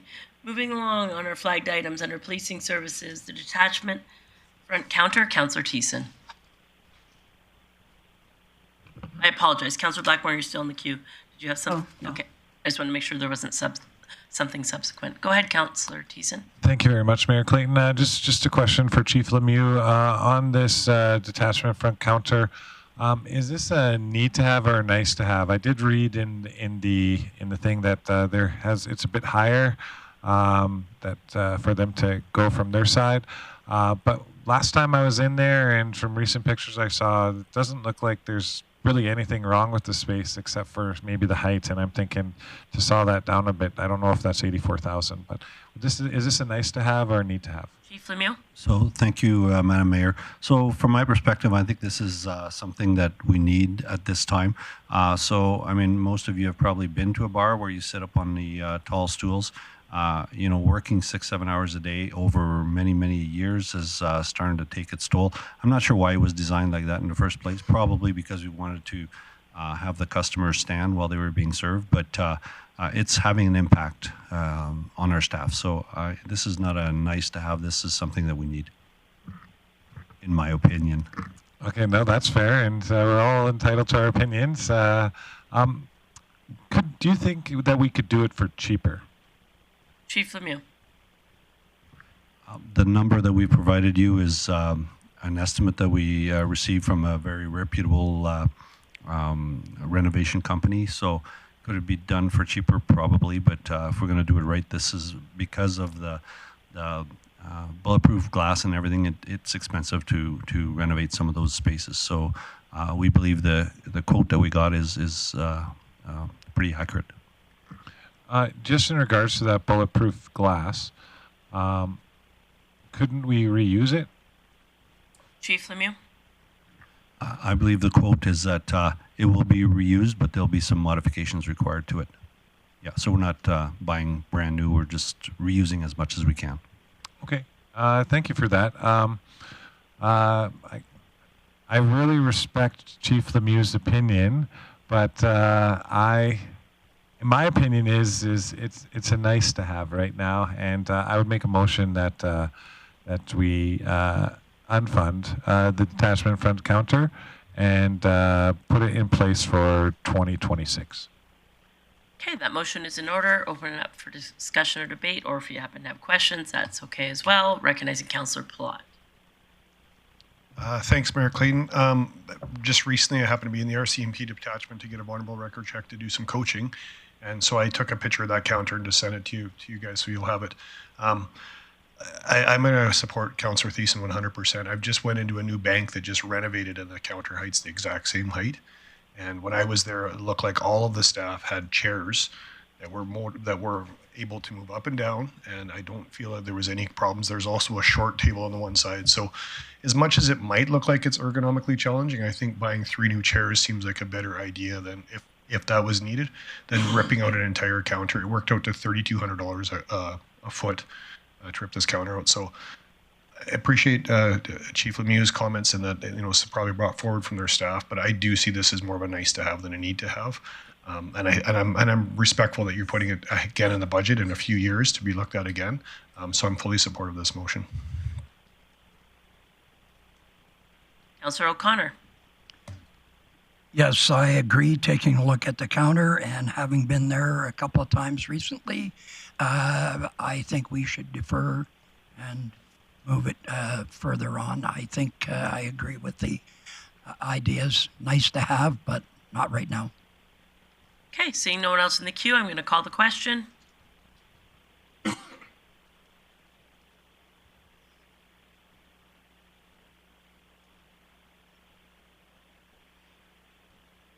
that carries 7-2.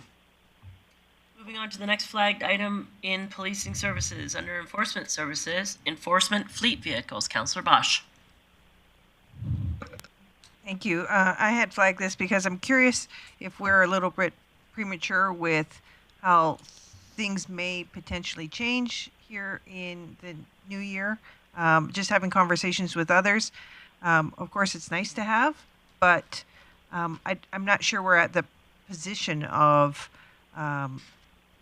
making sure that it will flow in with the new process that Chief Lacusta will have starting January. I already see that there is other vehicles in the budget for the police service. So I don't know if now is the time, maybe if they need it later, and we do have the grant funding to look into in the future, and potentially not capital tax. I would prefer that. Chief Lemieux. Thank you, Madam Chair. So I did get some information from Chief Lacusta on this. So there is a difference between enforcement services and police vehicles.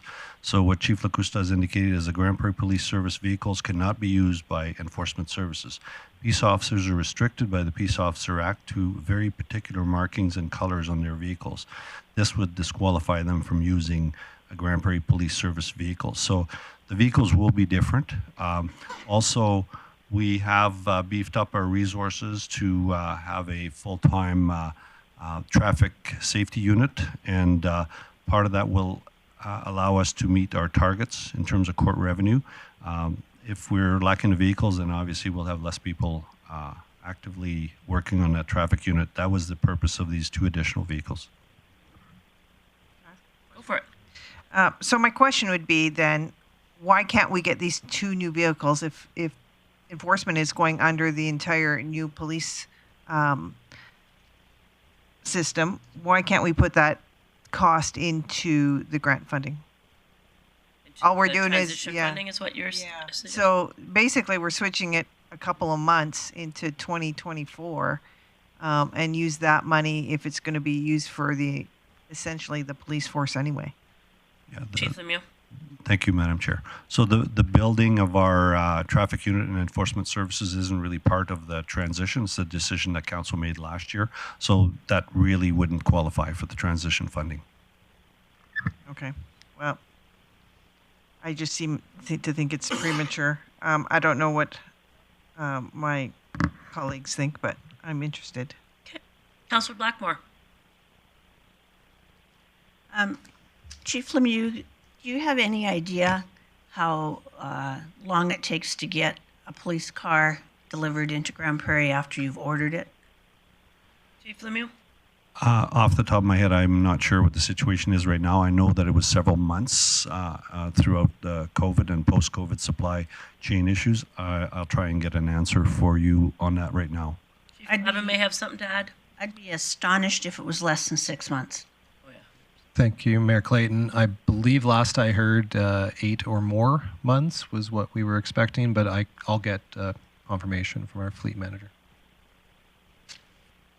Chief Blackmore, was that it? Or sorry, Councillor Blackmore, was that it? It's nice to know I'm suddenly earning more money. There's a bunch of chiefs. Yeah, I just think that this is not the time to be moving money out of this line item. There's a lot of moving parts involved in getting a new vehicle of any kind, let alone a specialized vehicle. And I don't think we need to hamstring the process. Councillor O'Toole. Yes, thanks, Mayor Clayton. I would strongly suggest that we fund this to its entirety at this time with the police service. It's part of a plan, and if we start making changes now, it's just going to cause some concerns later. So please support this. Chief Glavin had something to add. Thank you, Mayor Clayton. 9 to 12 months is the current estimate. There is no motion, so I will move on. So I'm going to go back under, on the list, you'll see on page 31, if I recall correctly. No, at the top of page 30, we had postponed discussion and deliberation on the urban forest strategy. So I was looking to see if there's any business arising from that conversation, considering the new information. Councillor Plott. Thanks, Mayor Clayton. I would just move that we split the funding of 200,000 for 100,000 being in 2024 and 100,000 being in 2025. Thank you. For the urban forest strategy. It's on page 30, second item from the top. I will support that motion. I believe that there are opportunities for us to collaborate with industry. Our forest industry is a prominent, proud supporter of our community. They continue to want to work on various opportunities.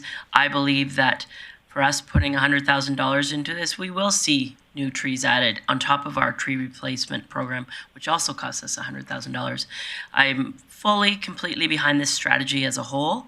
I just think that there are opportunities for us to do this over multiple years.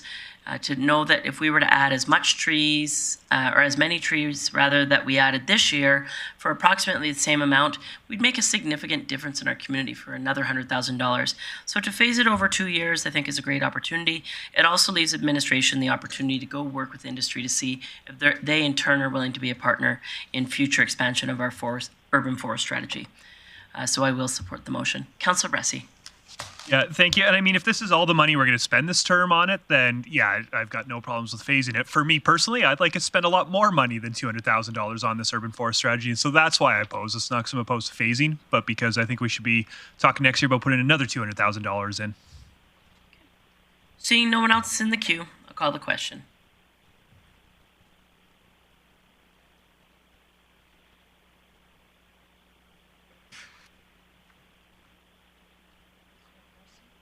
Bressie opposed. Councillor O'Connor.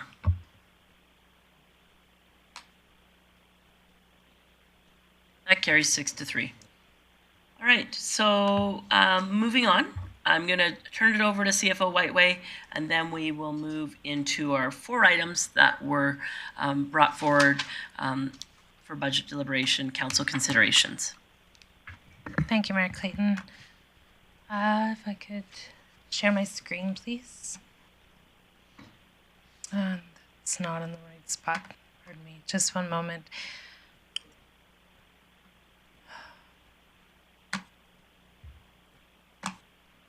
I'm not having the greatest luck with this screen sharing at the moment. That's all right. I'm just going to do this. Okay, so there was a number of capital budget referrals throughout the year. The community group capital, we've discussed multiple times, so this one has been included and is in the capital plan within your budget books. The engineering study as well, this was a referral to budget, but was also included within your budget package.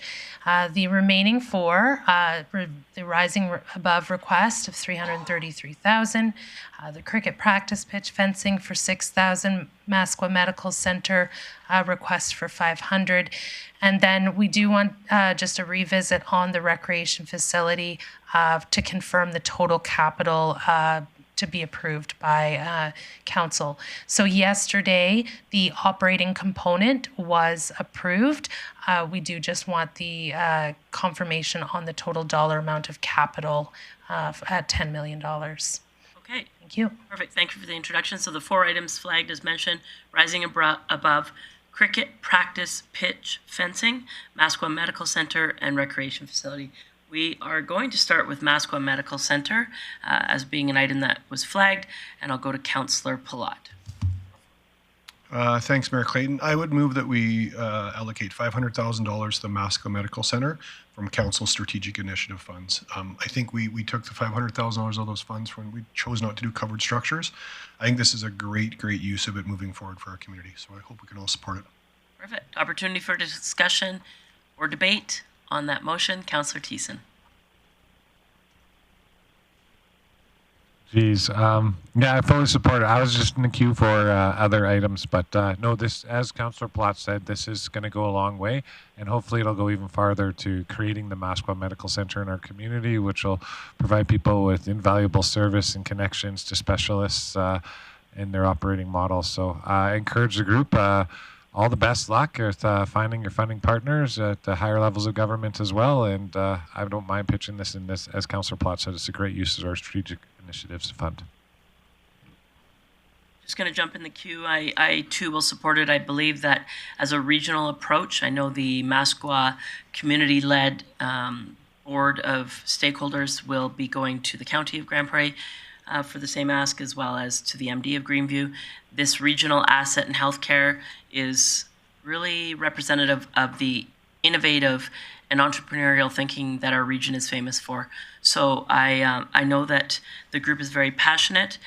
This region is very passionate about the future of healthcare, and so adding an amenity such as this will be a great opportunity I look forward to conversations with our municipal partners and Masqua as we see this project continue down the road, so I will support it. I see no one else in the queue. Are you good to do you, okay, I'll call the question.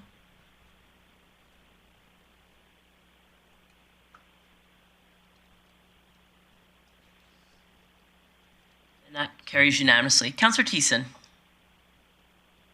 Yeah, I'm sure other members of council want to make other motions here, but I'm going to go with one right close to my heart, and I would move that we approve the $333,000 ask from Rising Above to create extra shelter spaces within their programming.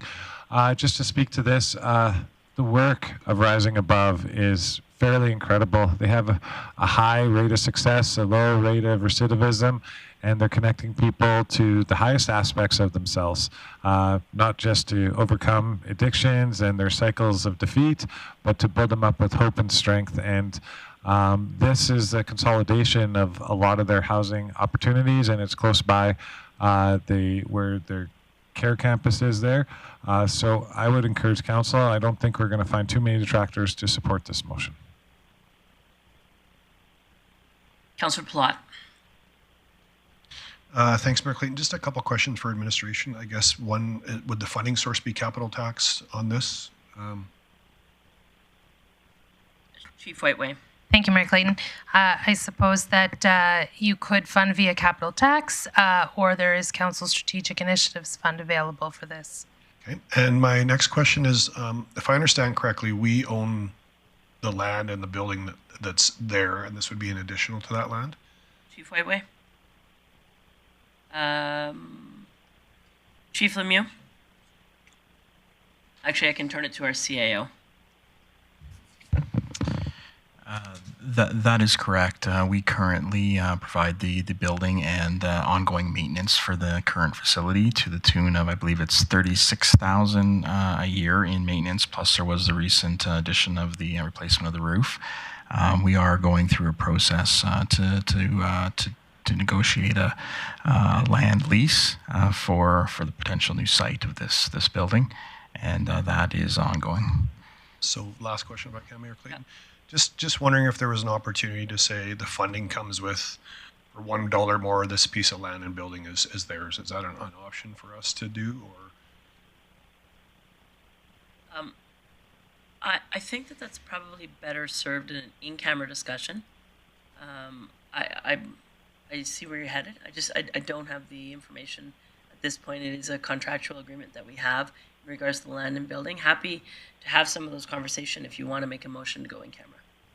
I guess lastly, if we didn't do that today, I still want the project to go ahead. I'm just wondering if that needs to happen now, and if that could be brought into a later council committee of the whole for a discussion that we could go in camera then. Sure, yeah, I think making a reaction on the fly. Just for me, I think it'd be great to have this asset move over to Rising Above and for them to take responsibility. I realize it comes with some risk for them on maintenance, but it also comes with the ability for them to leverage it and do other future projects and have that as an asset on their books. So that's my intent, is to get it to that. But for today, I'd be happy to support the motion if we could just have a conversation about that at a later time. So if the motion could, if you convince your colleague, have pending further discussions added to the motion, that would be one way, but up to the mover of the motion. You accept a friendly amendment on that, Councillor Thiessen? You know what? Sometimes it's about having the cash in your pocket versus the potential that the cash might come. So I think I'm okay with the motion as it stands. If other members of council want to discuss and debate the merits of holding on to our cash till later and then having discussion with the cash in, I think we can do the cash and have the discussion later too. And I think we'll probably open the door for further discussions with Rising Above, because we also don't know, even though that gives them benefits to be able to leverage their land into other builds, it also comes with some risks, where property taxes and other stuff has in there. And so I think we put the cash in place now and enable them to start to build and to fundraise, which they're so good at, and then we can have that discussion at a later time. Councillor Bressy, and then I'll jump in the queue. Great, thank you. Yeah, this is an organization that's been incredibly good faith dealings with the city before. They've always been very keen to make sure that whatever they do works for us, not just for them. So I don't think we need to. I know it's not the intent, Councillor Palat, but it feels a little bit like holding the money hostage if we add to this motion. I think that no matter what, I'm going to want to fund them this amount, regardless how those other conversations go, although still very much open those conversations. So I think we should just commit to this, especially because they're talking to other partners. I don't want us to say pending further discussions and other partners say, well, pending city and all of that. I think be really firm in we're going to commit this money so that they've got a firmer ask with other people in the region.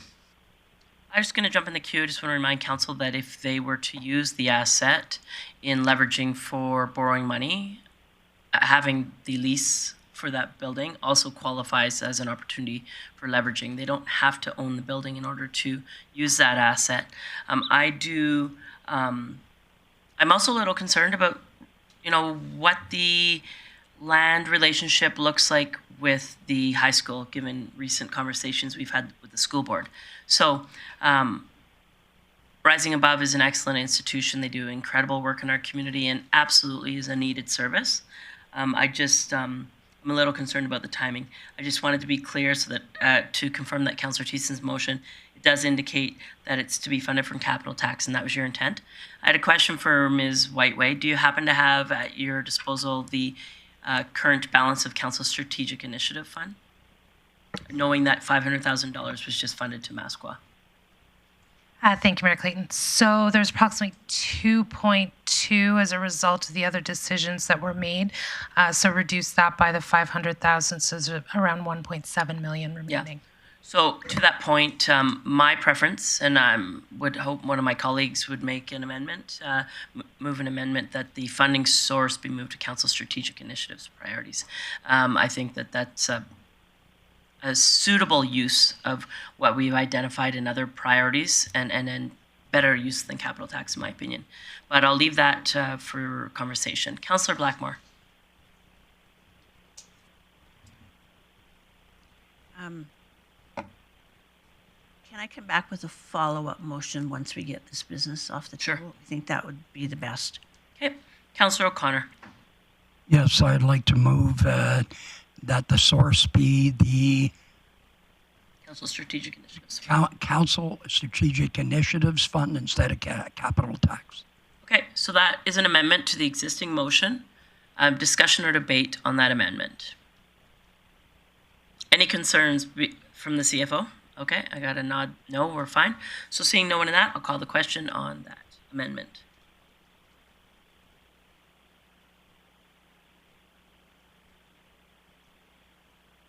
And that is carried 8-1. So now a motion, discussion or debate on the motion as amended. Seeing none, I'll call the question.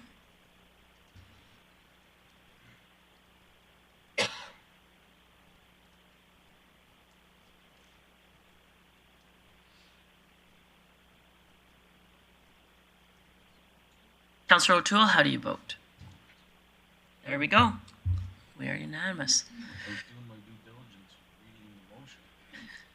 All right, Councillor Blackmore, recognizing Councillor Blackmore for subsequent business. I move that we refer the matter of ownership of the land and building of Rising Above to a future council committee of the whole. Okay. That motion is in order. Seeing no one in the queue for discussion or debate, we'll call the question.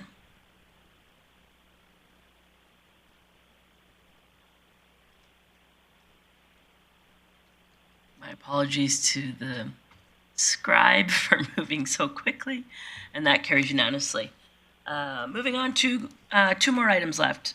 Cricket, Councillor Thiessen, or the covered turf.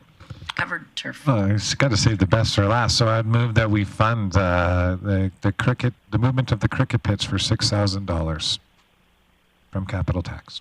Right. So I just want to be. A question for the CFO is that your recommended funding stream? My apologies, Mayor Clayton. I was doing something else. What was the funding stream? The 6,000 capital tax for the 6,000. I agree. One yes. that's presented. Perfect. All right. Seeing no discussion or debate in that, I'll call the question.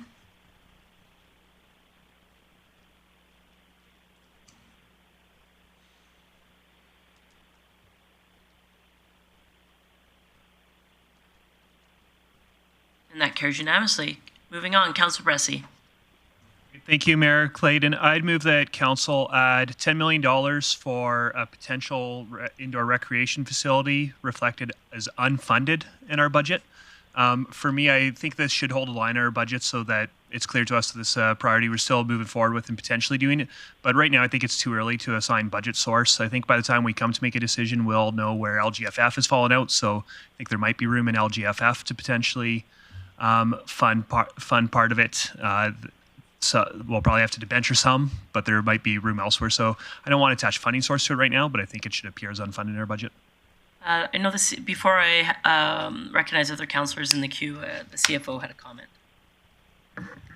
Thank you, Mayor Clayton. So perhaps just for clarity, if we do refer to the request for operations that was approved yesterday, that would 100% debt fund the project. So if it is council's intention not to completely debt fund the project and wait and look at different grants and fund it that way, it would lower the operational impacts.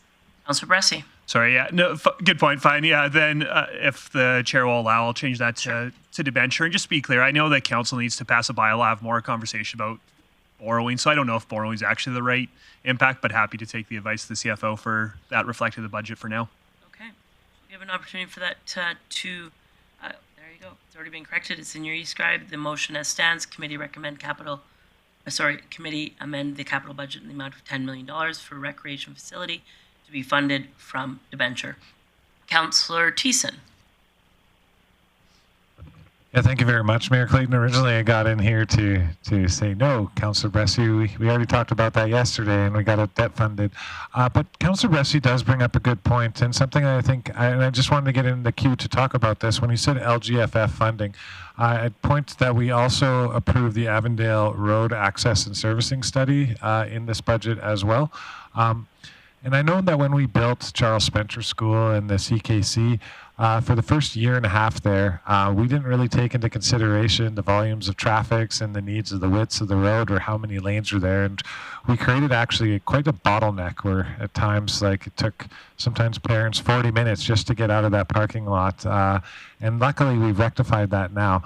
But with Councillor Bressie saying LGFF and how we can do there, perhaps that's something that we can consider as the dome comes into creation so we don't run into those problems going forward in the future. But fully support the motion, debenture as presented. Councillor Bosch. Thank you. Yeah, I'm looking forward to get this thing done and up and ready to go. My question is, if LGFF comes in and we pay out a great amount on this loan, is there any penalties towards us? Ms. Whiteway. I'm sorry, May, could you repeat the question? Okay. Basically, if we do get grant funding or of some sort and want to pay this debt down or this loan down, is there a significant penalty? Ms. Whiteway. Okay, thank you for the question. So that's the answer would be it depends. So it depends how we would structure the initial debt, who we are borrowing from, things like that.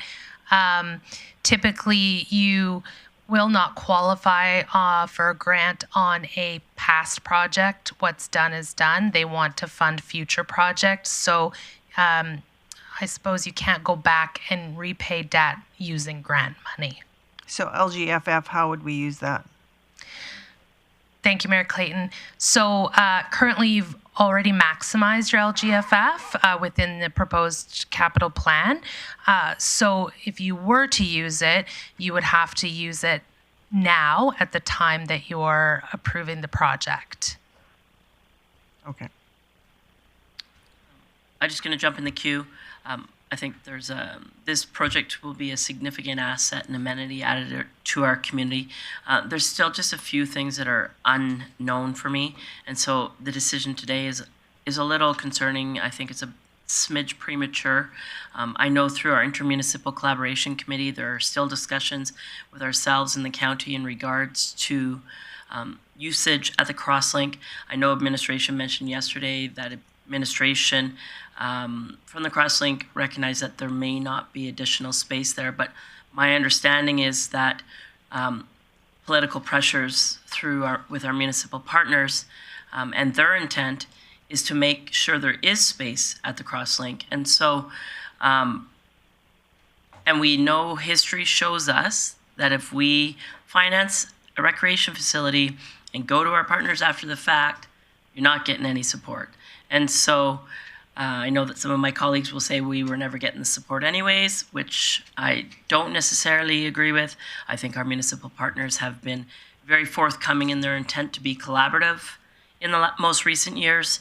And I think that some of these conversations need to be finalized in regards to utilization of existing facilities and collaborative relationships for the value of recreation for the region prior to saying we're taking on all this debt. So I support the initiative, support the venue, think that it's, you know, a great asset. It's a little bit premature. And I understand we're in budget, so the decision is probably best made today. Recognizing Councillor Thiessen. Yeah, thank you very much, Mayor Clayton. I agree with you, and I've lived that history. But this is an investment that I'm willing to make for our community. We've lost a lot of field sports, especially in the wintertime, and access for all ages to have that type of recreational fun. Sometimes what I hear from our locals is that the Crosslink Sports Center is maybe a bit too far. What I'm looking for them to travel, especially for people that ironically are closest to it in our city, which is on the east side of town. You know, some of them only have one car, and some of them are taking transit all the time or walking to their destination. So this is a great amenity for that neighborhood. I think we could look at it like it's going to cause roadblocks potentially, or we could look at it as a chip. You know, we understand. Councillor Plott's always saying we have a need for more court sports and court sport facilities around our community. Maybe that's an opportunity for us to continue dialogue with the county and our partners to maybe encourage them to fill the gaps as we fill our gaps, and we do this together.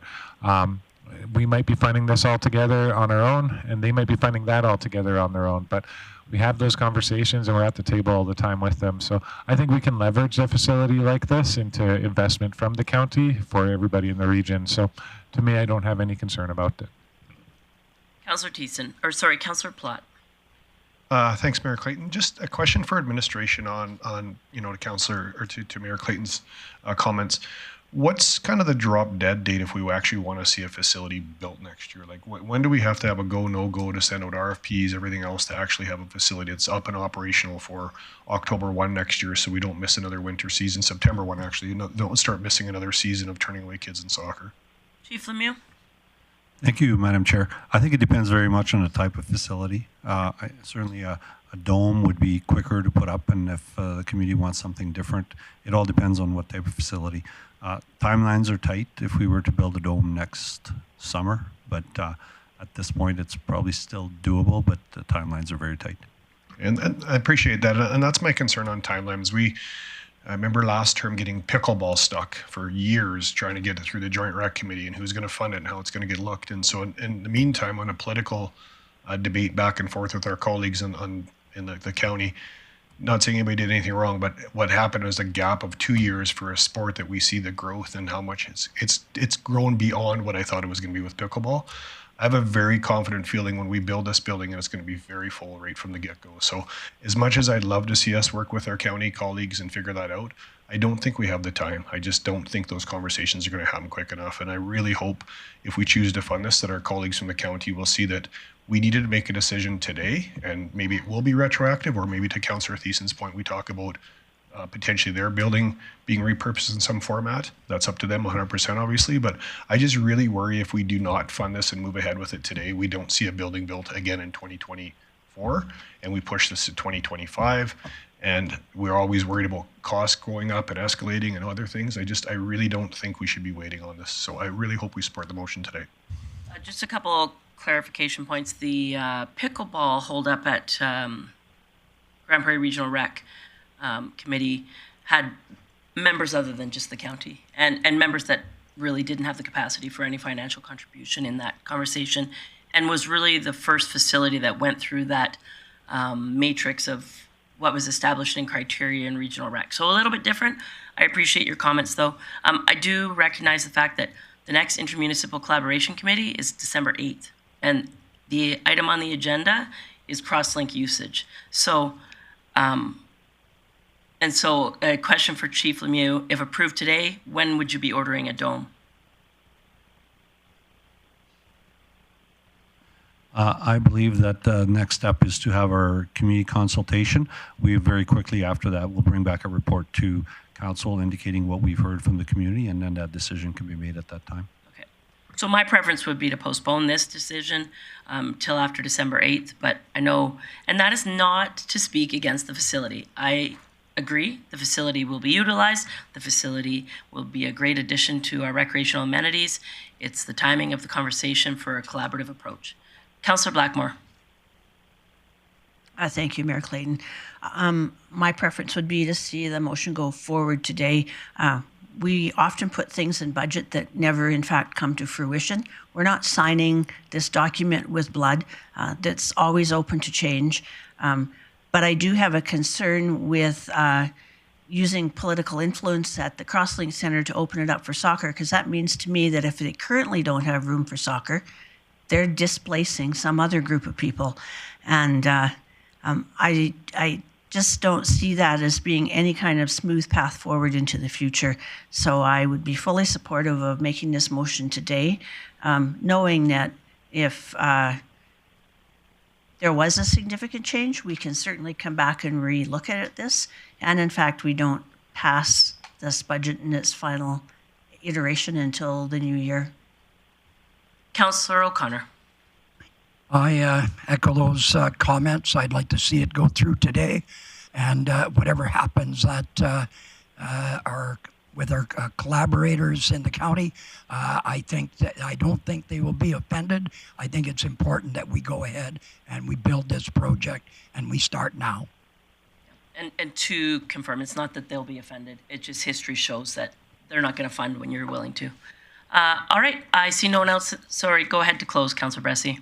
Great, thank you, Mayor Clayton. I definitely hear your concerns, and also I've been very on the record. I still don't know how I feel about this. Not because I disagree we need a facility. I don't like the path we're going. In fact, if we had to vote today, I'd probably be a no if I had to vote today, but I don't know where my vote will be. That being said, we still are having very good faith conversations with the community, and I think this likely is going to get funded by council. If it's likely to get funded by us, then it should be reflected in our operating budget. It should be reflected in the tax increase that we're going to be communicating to residents starting today, and therefore I think that this does need to be reflected in our budget. I also point out that for me, if we pass this motion and we get down the path and we decide, hey, actually it would be better for us to work with our partners to invest money in the Crosslink, this money could be redeployed there. I'm also skeptical that we're actually going to do this for $10 million when you look at road, when you look at servicing, when you look at parking lots. And so I think that even with this $10 million, there probably is more money we need to find, which hopefully will come from regional partners. And so for all those reasons, I'd encourage council to pass this for today. That's Councillor Bressie's closed, and then I need a minute following that. Call the question.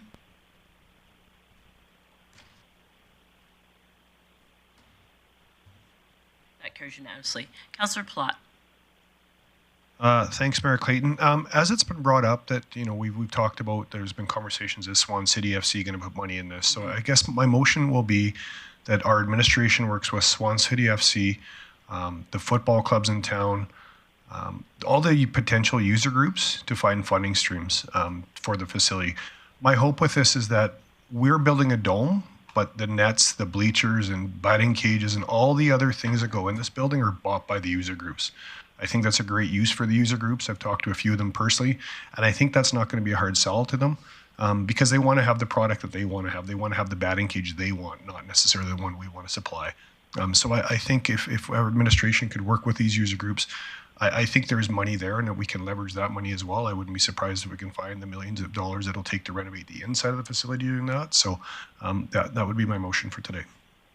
I just wonder if the wording is better on identifying financial support rather than funding streams. Sorry, yeah, you're correct. I'm still in budget mind instead of thinking about user groups here. Okay. Councillor Bressie.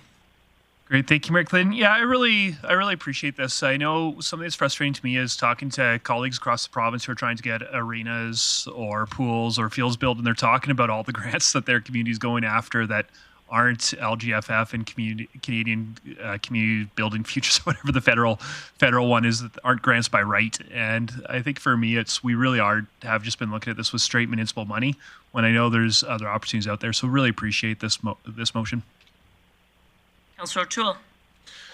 Yeah, thank you very much for that motion. I know that they've come to council 3 times and presented, and each time they said they are looking to support this financially as well. So thank you. Councillor Bosch. Thank you. I think we also need to remember that sponsorships from industry and community leaders are a big path forward in a structure like this. People want to get their name on something that promotes health and wellness in our community, and a great positive quality of life. So I think there's more financial positivity through sponsorships coming our way too. All right. Thanks for the motion, Councillor Platt, and the comments, Council. Call the question.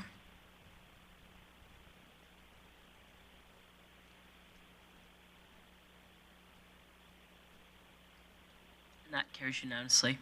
I'm not sure if, for a question for Chief Lemieux, I'm quite interested to see if the facility came in at $10 million, maybe it's a better question for the CFO, what the implications would be through an ICF renegotiation.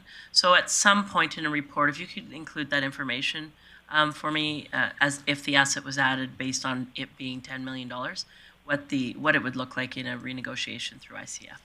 Thank you. We have one item left. Councillor Berg wanted to revisit a conversation that had been under operational budgeting. So I'm going to go back to Councillor Berg. We're going to shift back to operations, and Councillor Berg would like to have a conversation around the overall amount of community group funding. Yeah, thank you, Mayor Clayton. Exactly, and I'm trying to figure out which umbrella that might be. But when we do our allocations for community groups, again, it's adequate, it's fair. And I believe every community group should be out there engaging the public and doing their own fundraising. But with that, I also know that there's a lot of groups that are struggling, especially post-COVID.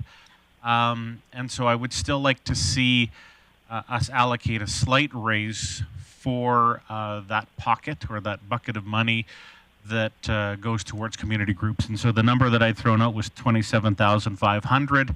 Again, it's a small drop in the bucket. But I know to a lot of community groups, that would make a difference. Any type of difference would certainly help them out. So again, I'm not sure what bucket of money that falls under our operations, but so a couple questions for the CFO. Can you identify where, just so council can get there in their package, community group funding is in the operating budget? Thank you, Mayor Clayton. So it's within sports development, wellness, and culture. So it's within their expenditure line. It's not separated out.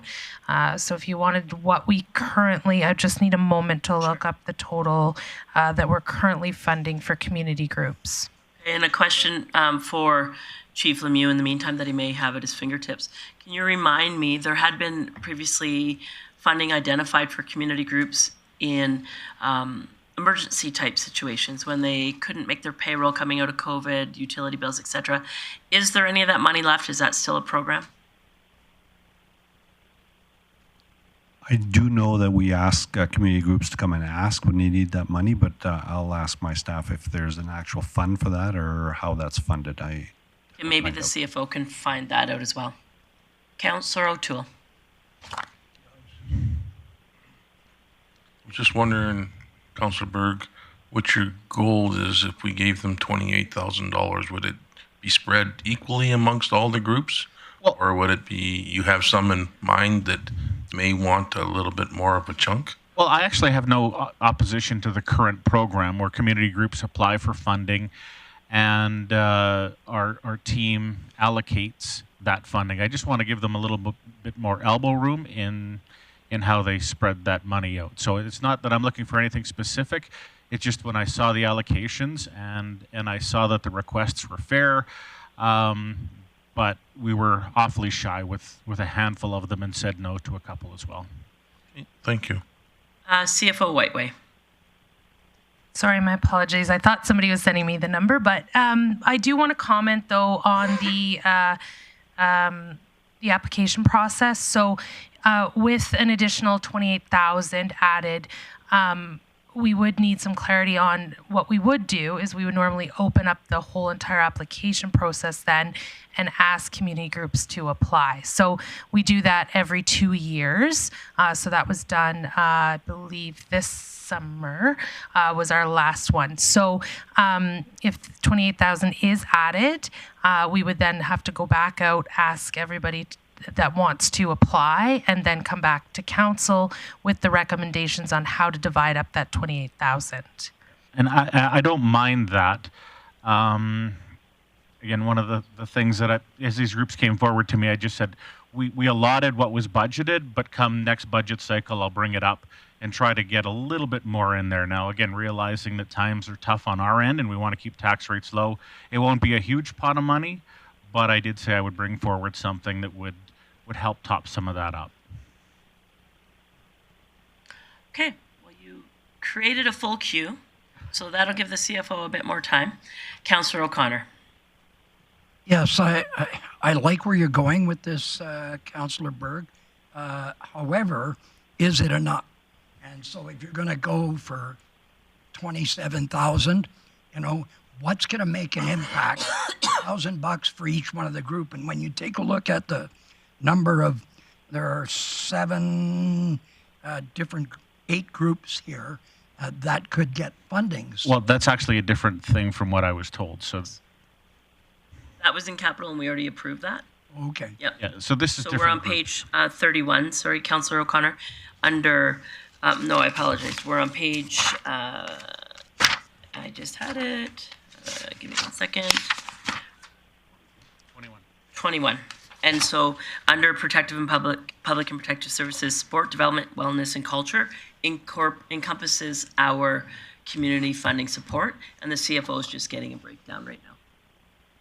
Okay, and what line? Halfway down the page, sport, development, wellness, and culture. So in that $7 million. Okay, it's under umbrella. Yeah. So we're trying to figure out what that looks like right now. I'm going to go, go ahead, Ms. Whiteway. Thank you. So just looking at the community group funding, so our total grants within that budget is 2.5 million. And so we have just over 2 that go to community groups. We did allocate any and all emergency funds that have come up. So it's something already fully utilized. One additional comment I'd like to make is that we could look at increasing the enhancement funding as a recommendation in terms of process. So this is our grants under 15,000. So perhaps that's what administration would say could be a more streamlined process and still achieve what you were looking for. So we could increase the enhancement funding. It's a shorter, easier process for application, and it would meet that. It would sort of be in that under 15,000. Okay. I'm going to go through the rest of the queue. Councillor Thiessen. Yeah, thank you very much, Mayor Clayton. I really want to support every worthwhile organization in this community. And I know the effort and the time that council and administration put in, and some of us had sleepless hours over the cuts that we were making or insinuating could be made. For me, your motion is, although it's all really good in heart, I just don't see it being practical. I mean, for the groups that got funded to get a little top up, that's great. But as CFO Whiteway said earlier, if we're going to add more to the money and we're not going to streamline it, then we have to reopen the process, which means staff time, which means council time, which means the admin staff time of the organizations that didn't get any money, and now they're fighting over this little bit of a pot just to get something from it. And I know that there are a variety of very worthwhile organizations that applied to our community group funding and got nothing. And I've heard that very loudly over the last month. And that's fine. I said, well, just keep asking. And if you ever hit emergency, we have emergency community group funding as well for situations such as that. And I think that's the top up that you're actually looking for, is that when our community groups are in need, as the mayor asked earlier, do we have that emergency community group funding available for people that they could request from us? And we have used that in the past. We used it quite a bit during COVID. And I think here's a safety net for those ones that didn't get it. So unfortunately, I do want to support your motion, but here today I cannot. Councillor Bosch. Thank you. Although I do appreciate the motion, and I would look at, maybe more money in the future. My concern is opening the reapplication process, and then others coming in to apply that haven't applied in the past, or decide, hey, I want to apply and get, $2,000 more than what I applied for. I think it would just create a lot of work and a lot of reapplying to that for a little bit of dollars coming back. Maybe we could look at this as a whole. Maybe council of the whole, or maybe it's 50,000 that we want to raise it to. But I think in the process that it's kind of feels like it's in the middle of right now, I think it would cause a lot of havoc. Councillor Blackmore.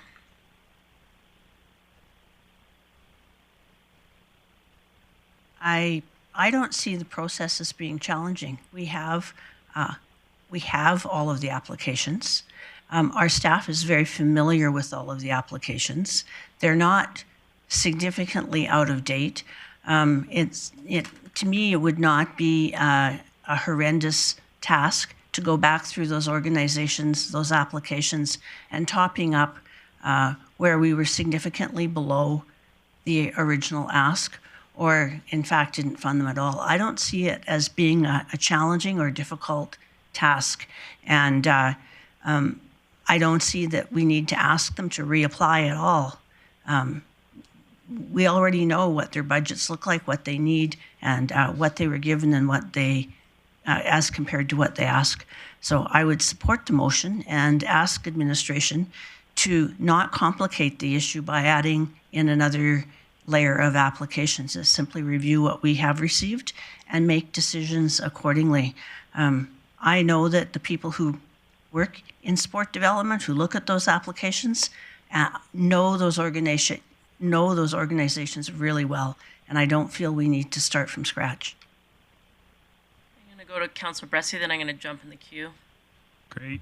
Thank you, Councillor Blackmore. I was going to suggest the exact same thing. We intentionally funded for future years so that I think we could go back and relook and we don't have to open the whole process again. I'd also point out that I argued very hard to increase community group funding when we made those allocations. And I was told, now's not the time to do that. Talk at budget. So for those of you that are saying, now that we're a budget, well, it's not the time to talk about that, I can't express how frustrating that is to me. And if you don't want to increase community group funding, fine. That's a reasonable position, but be honest about it. Don't just keep on saying, hey, push it back to the next thing, and then when we get there, say, no, now's not the time either. Question for Chief Lemieux. If based on this conversation, would your expectation be that administration bring back to the appropriate standing committee recommendations that don't exceed this amount, or would you think that administration would be comfortable going out and making those decisions? So the reason administration's talking about a process going back, looking for applications, is because that's what our policy states. Right. However, if council's direction is different, if you want us to just go back and revisit the current applications, we can do that. But we're just saying that's current policy. And so that was my point. I don't think this is that our administration couldn't do it. Our policy says that this is the process. And so I think that that's a fair consideration. I don't even know if 27.5 is actually what's needed. So maybe it's more, maybe it's less. So I think if council has an interest in this, I think there's another way to do it. Personally, if I recall from community group funding, administration never said, hey, by the way, we've maxed every dollar, we really could use more. There was people that were funded and people that weren't based on the assessment, and community and council and committee approved that. So, Councillor O'Connor. Yeah, I echo that. I just hope that administration, do you feel confident that it would not complicate it? Or is there more? Are you going to go back and say, hey, I want another 10,000? Chief Lemieux. Again, we'll follow direction from council. If council, Oh, you're passing the buck. Okay, thank you. Councillor Bosch. I guess for me, it's not a question if we don't want to give more money to people. That's not the question. The question is what's in our policies and how are we going to abide by our policies. And if this one, among the thousands that we have, if you're going to make a deliberate change, then have a plan that goes with it, not just willy-nilly. Well, because I like this idea, I'm going to change it. We have policies for a reason. So I would like to revisit this in a more appropriate manner than what we're seeming to do here. There's a lot of back and forth, and we've only been talking about it for 10 minutes. A question for Councillor Berg before I go to Chief McEachran. Would you take a friendly amendment to up to an additional 27,500? Okay.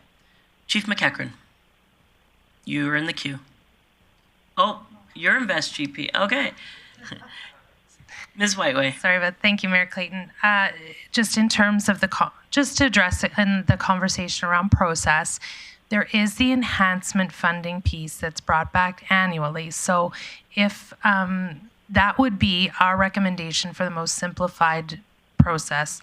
So if an increase was decided upon, or we could bring back a proposal at that time. And if the community groups are looking for more, we may be able to have what that number really should be.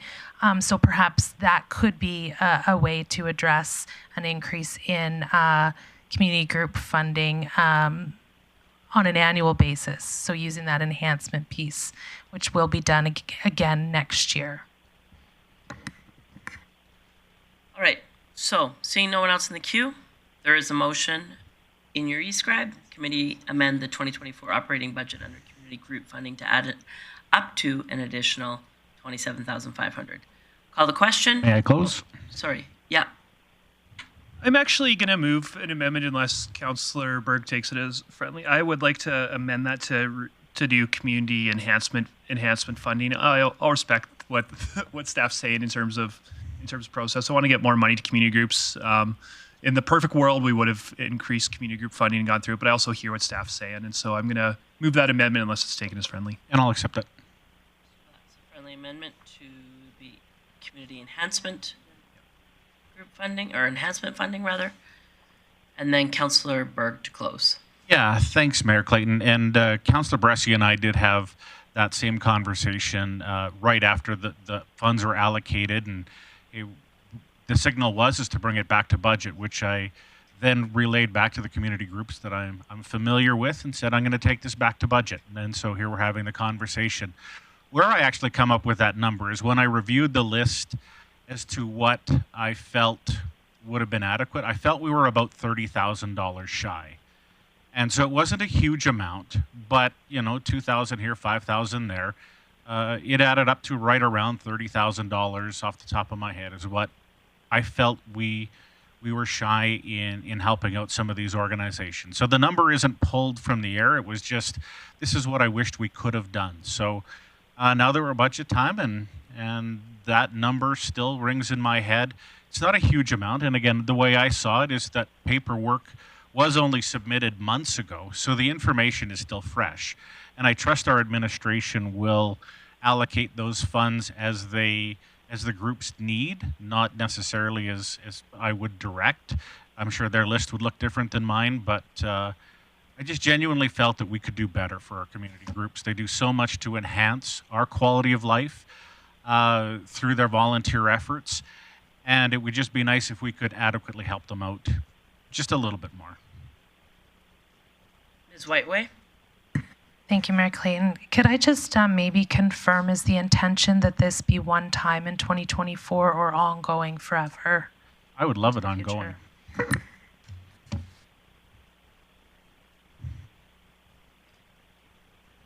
Okay, well, that was your close. I guess that changes the conversation for me, so I don't know if I'm comfortable taking that as a close. Ongoing makes it a different conversation. Sure, then just for this one budget cycle then. Thank you. All right, so I'll call the question.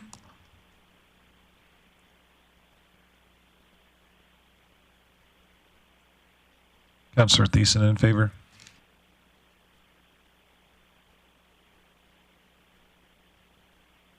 That carries unanimously.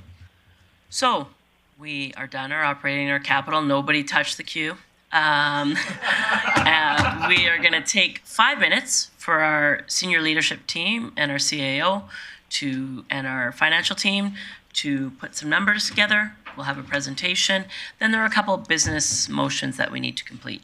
So we will be back, I'll be fair, 7 minutes. See you then.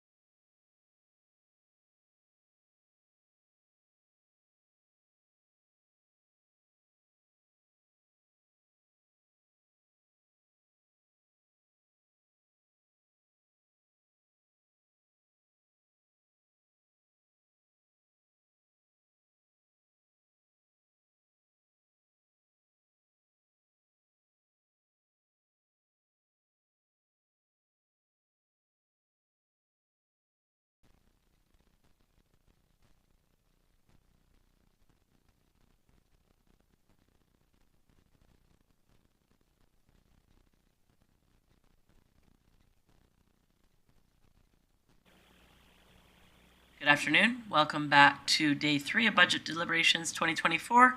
We are now going to turn it over to our CFO for a presentation and calculations based on the multiple days of conversation and where we are at this point. Ms. Whiteway. Thank you, Mayor Clayton. So I'm just going to pull up an update slide for the results of the decisions made. So here you will see that the revenue required for 2024 is now only just over 5 million. This is a required tax increase of 4.05%. That's an estimated monthly impact to an average residential home of $10.54. In addition to that, I did want to update on Council Strategic Initiatives Fund and what's remaining as a balance there, and it's at 1.256 million.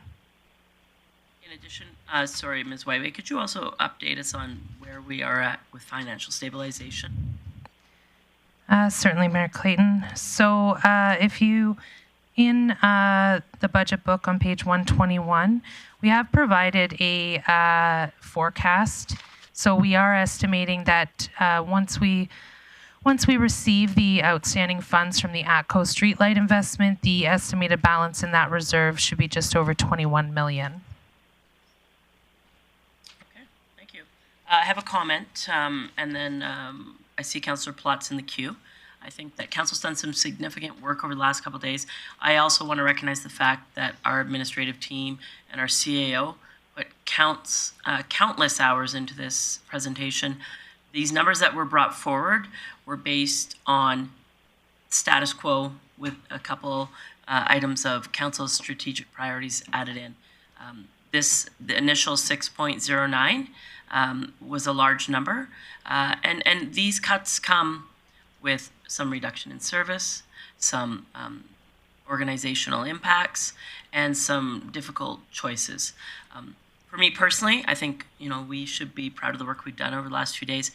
However, it's still not, in my opinion, quite enough. I think there is an opportunity here for us to support our community, and there are a couple funding streams that would make sense to me. Council has a strategic initiatives fund to prioritize projects that are important to Council.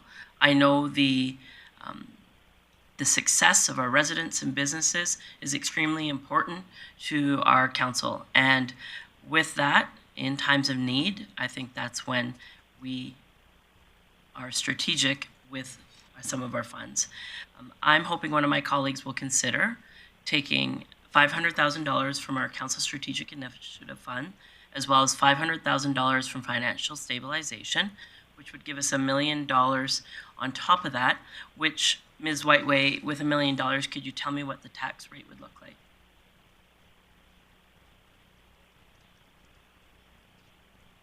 3.2, I think. Just bear with me one moment. You betcha.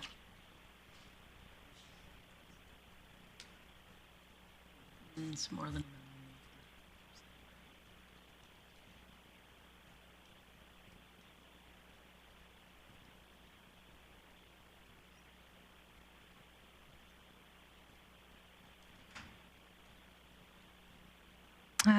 Thank you for your patience. So we're looking at 3.28%.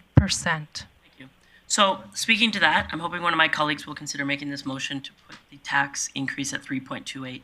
Now is a great time for us to be strategic with our initiatives fund. And I recognize that our reserves do need some support and they need some fattening up. But now is not the time to fatten up your reserves. Now is the time to support the community. So $500,000 out of strategic initiatives and $500,000 out of financial stabilization. Although it may only be dollars per month for a family, dollars per month matter right now with increased costs in utilities and gas and mortgages and everything. So I'll recognize Councillor Bressie. Great, thank you, Mayor Clayton. I was actually going to ask if we could get how many dollars per month would this represent for a family? If it was at 3.28, what would that equal, Ms. Whiteway? I can get that fairly quickly.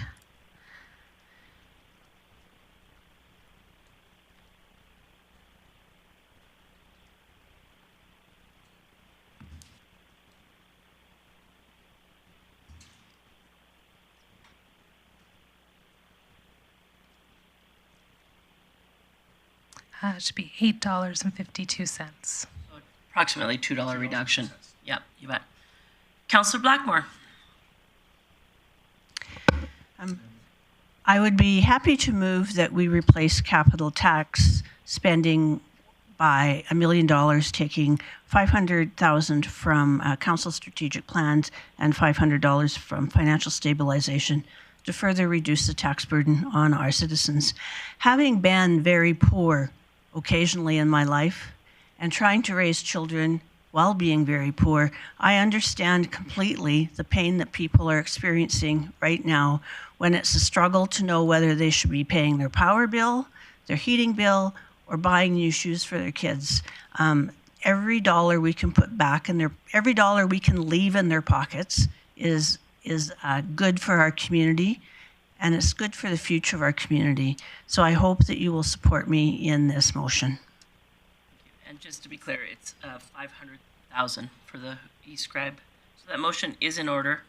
I'm thinking it's under, there we go. It's in, for council who's on their e-scribe, it's under item 15. We're just gonna take one brief pause.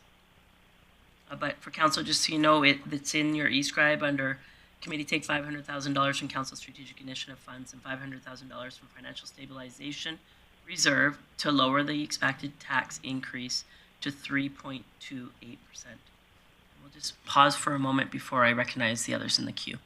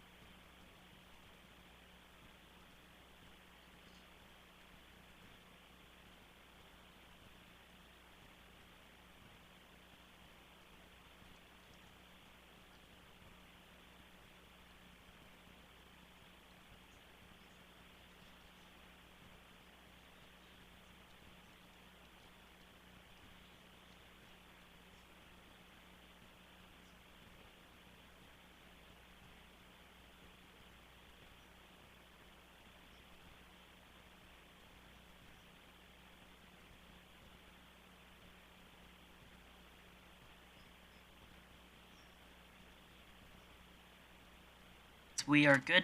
Councillor Blackmore has confirmed that the motion as indicated in the e-scribe is her intent. I'll open it up for discussion or debate on the motion, recognizing Councillor Bressie.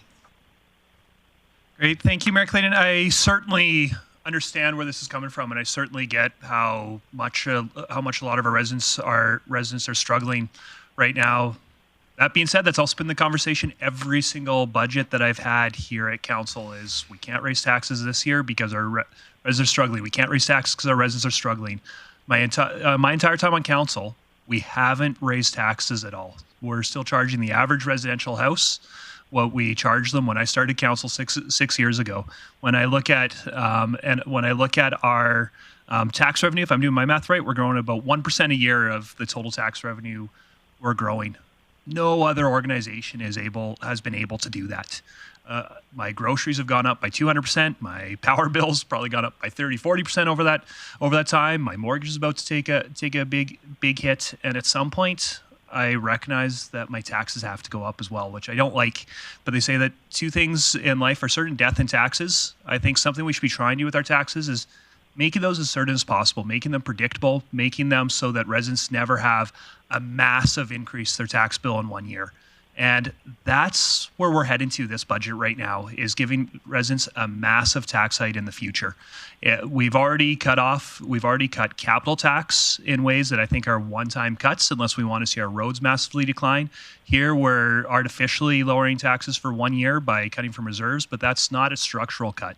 That's a cut that needs to be made up in future years. It's going to be a big increase in the future. And so for me, I'd rather have little increases every year than a massive increase in a few years, which I think is where we're heading to if we're going to go towards this. For me, I think that politically saying, hey, we're keeping it at 3% is very comfortable for us. I don't know if saving $2 a month really increases the comfort of our residents on an actual day-to-day basis at all. But I do think in the future, if they see a tax increase of 7-8% to make up for the choices we're making this year, then that will be very uncomfortable for them. So I get the intention, but I just can't support it. Councillor Thiessen.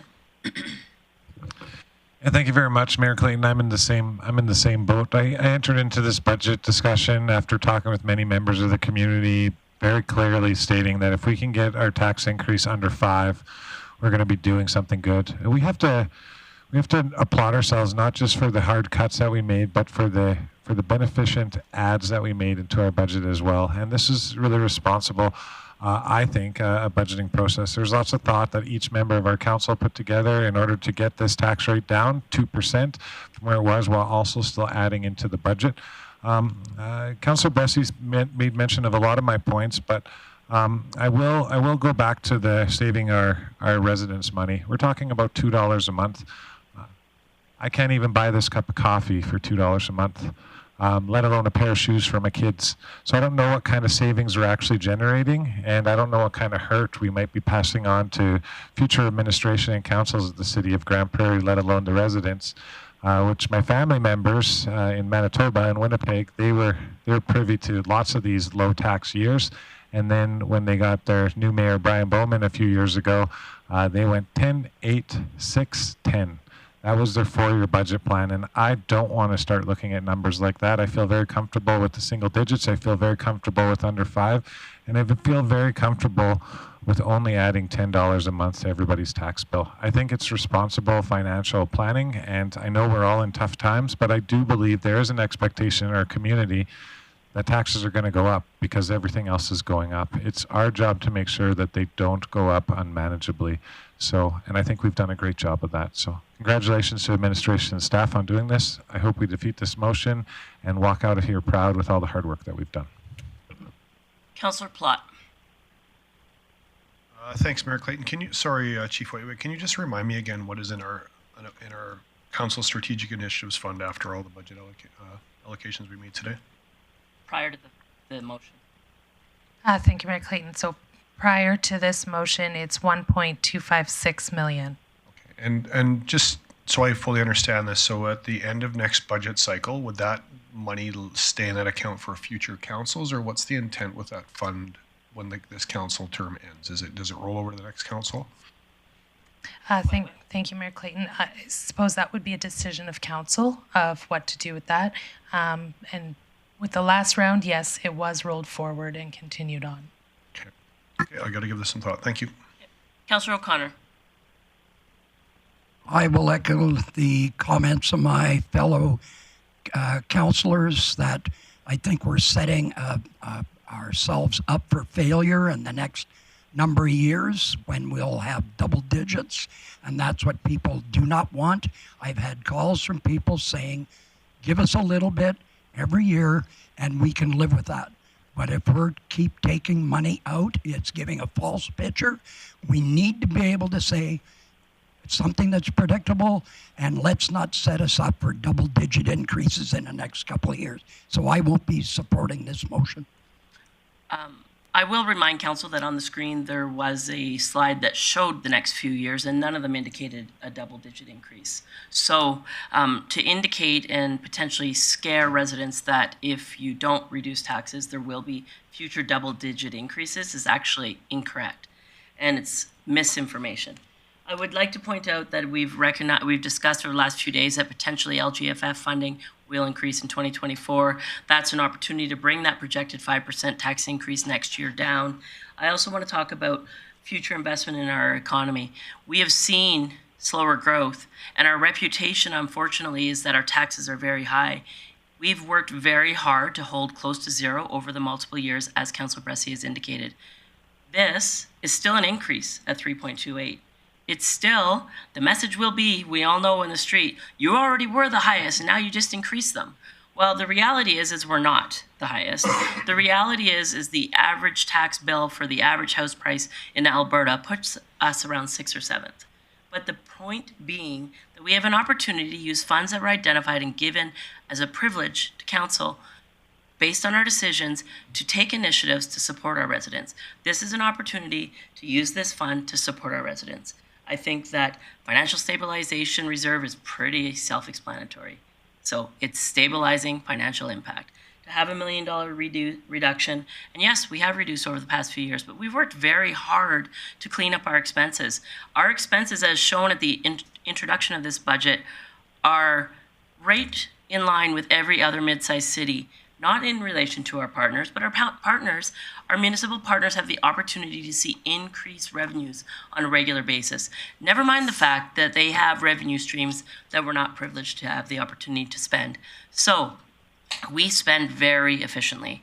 To be able to reduce the impact, albeit only $2 a month, it sets us on a path, on a message of what our community values. Our community values future investment. Our community values the businesses that are here today. Our community and our council values being strategic with its dollars. So this $1 million, in my opinion, would be strategic and have significant impact on the residents and the future investment in our community.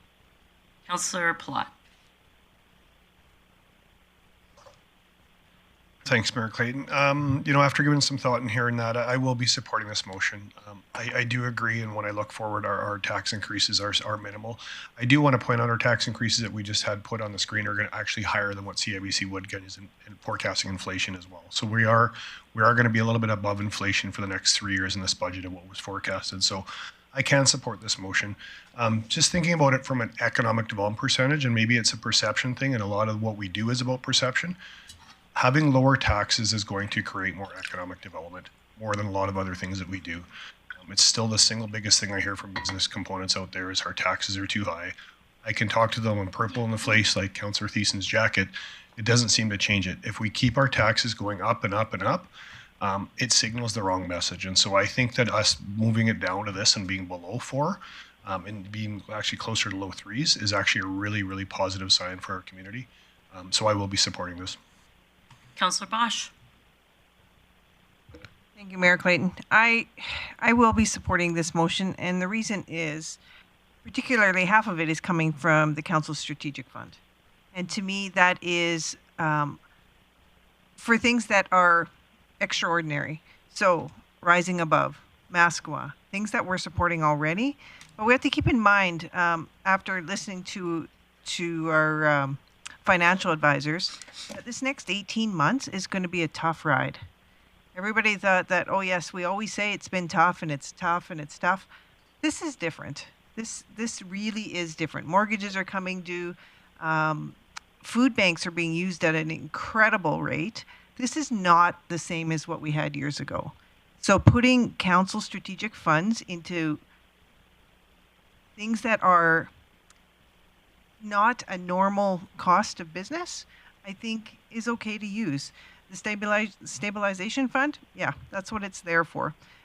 We also have to keep in mind that this is $8.52 for each resident per month, but our commercial businesses, our non-residential businesses, pay a lot more out of this tax base. And so this is not just $8.52 a month for them. And we have to be cognizant of that. So using our council's strategic fund, I think, shows that we have goodwill in regards to meeting people where they're at this point in time. Councillor Thiessen. Yeah, thank you very much. Yeah, might I remind everybody that with every $500,000 we peel out of reserves, we're going to have to replace that in future years. And with our Council Strategic Initiative Fund, with every new thing that pops up that we can't foresee here today, we can apply every single dollar to help out tomorrow. So what we do today to take $2 or to put $2 back into the pocket of everybody, we still have to replenish with increased taxes or potentially for reserves. And our Council Strategic Initiatives Fund will be depleted so that we'll be able to do less helpful things for people as they emerge in this year ahead that we might be financially pinched all over the community. To me, I don't find this is strategic use of our money. It might. I don't think it serves a great benefit to all the community members that will be saving $2. If we were to put it towards something maybe a bit more useful or something that the community can grow and thrive in, then I would say that that's strategic. But simply to reduce the taxes on a $2 like savings that nobody's going to notice at the end of the day, I don't think is strategic at all, and I still am not in support of this. Councillor Bressie and then Councillor Blackmore to close. Great, thank you. Sometimes I'm accused of being a naive optimist when it comes to politics, and I'm quite happy in some ways to see my colleagues being so much more optimistic than me. I just don't think this is going to have the reputational impact that some seem to think this is having. The message coming out today is, holy smokes, we already have high taxes and our taxes are going up. And I think that's the unfortunate, misinformed narrative that's going to be pushed forward, whether it's a 3% or the 3% or a 4%. I don't think that this $1 million is going to meaningfully move our reputation. I don't think it's going to meaningfully change anything. I do think that $1 million, if we actually want to help businesses, or especially if we actually want to help individuals, there's so many better ways that $1 million could get spent. Right now, I'm not hearing from business. Of course, businesses would like to pay less taxes, but way a bigger concern I'm hearing in the community is labor attraction. That $1 million to plant more trees, get more recreation amenities, make sure our community is safer, I think will go a lot further towards helping business out than anything else. But for me, I'm often thinking about our poorest residents, our single parents, minimum wage, mom or dad trying to raise a bunch of kids. And for them, I don't think this is helping them significantly. This is aid that we're giving to every family across the city. And I'll tell you, $2 a month makes absolutely zero difference for my family or any of our families or the vast majority of families in our community. $2 a month doesn't make a difference. $1 million a year, invest in our food banks. $1 million a year, invest in our transit system. $1 million a year invested in creating low-cost recreation. I can think of so many places we could put $1 million a year to help our poorest residents, our ones that are struggling the most with inflated costs, that would go so much further than giving $2 a month off every single family in the city. And so for me, I'm all for pulling out of reserves to lessen the burden on our residents. I don't think this is the right way to do that. Councillor Blackmore to close. I feel that we're stuck on this $2 thing, and the reality is it's not a $2 a month change to people. The number of people who are the average house in Grande Prairie, I think, is maybe one person. It varies from family to family, and how the family to family spend their money also varies. I'd also like to add that it's not as simple as saying we're giving people a 3% tax increase, which is, by the way, an increase. It's not a reduction, it's an increase. They're also getting an increase on the Grand Spirit Foundation requirement that comes off their tax bill, and they're also going to get an increase from the provincial government for the school tax. So it's not simple to say that it's a 3% tax and people here can afford it. I find that offensive to say to people that, oh yeah, you can afford this. It's no problem for you. Trust me, I can pay it, so you can pay it. I find that naive and insulting. And I feel that we have to make every move we can to make the city as affordable as we can. And if it's 50 cents, great. If it's $10, great. But it's got to be something. And I ask you to support this motion. Close, Councillor Blackmore. I will call the question. I just need one moment.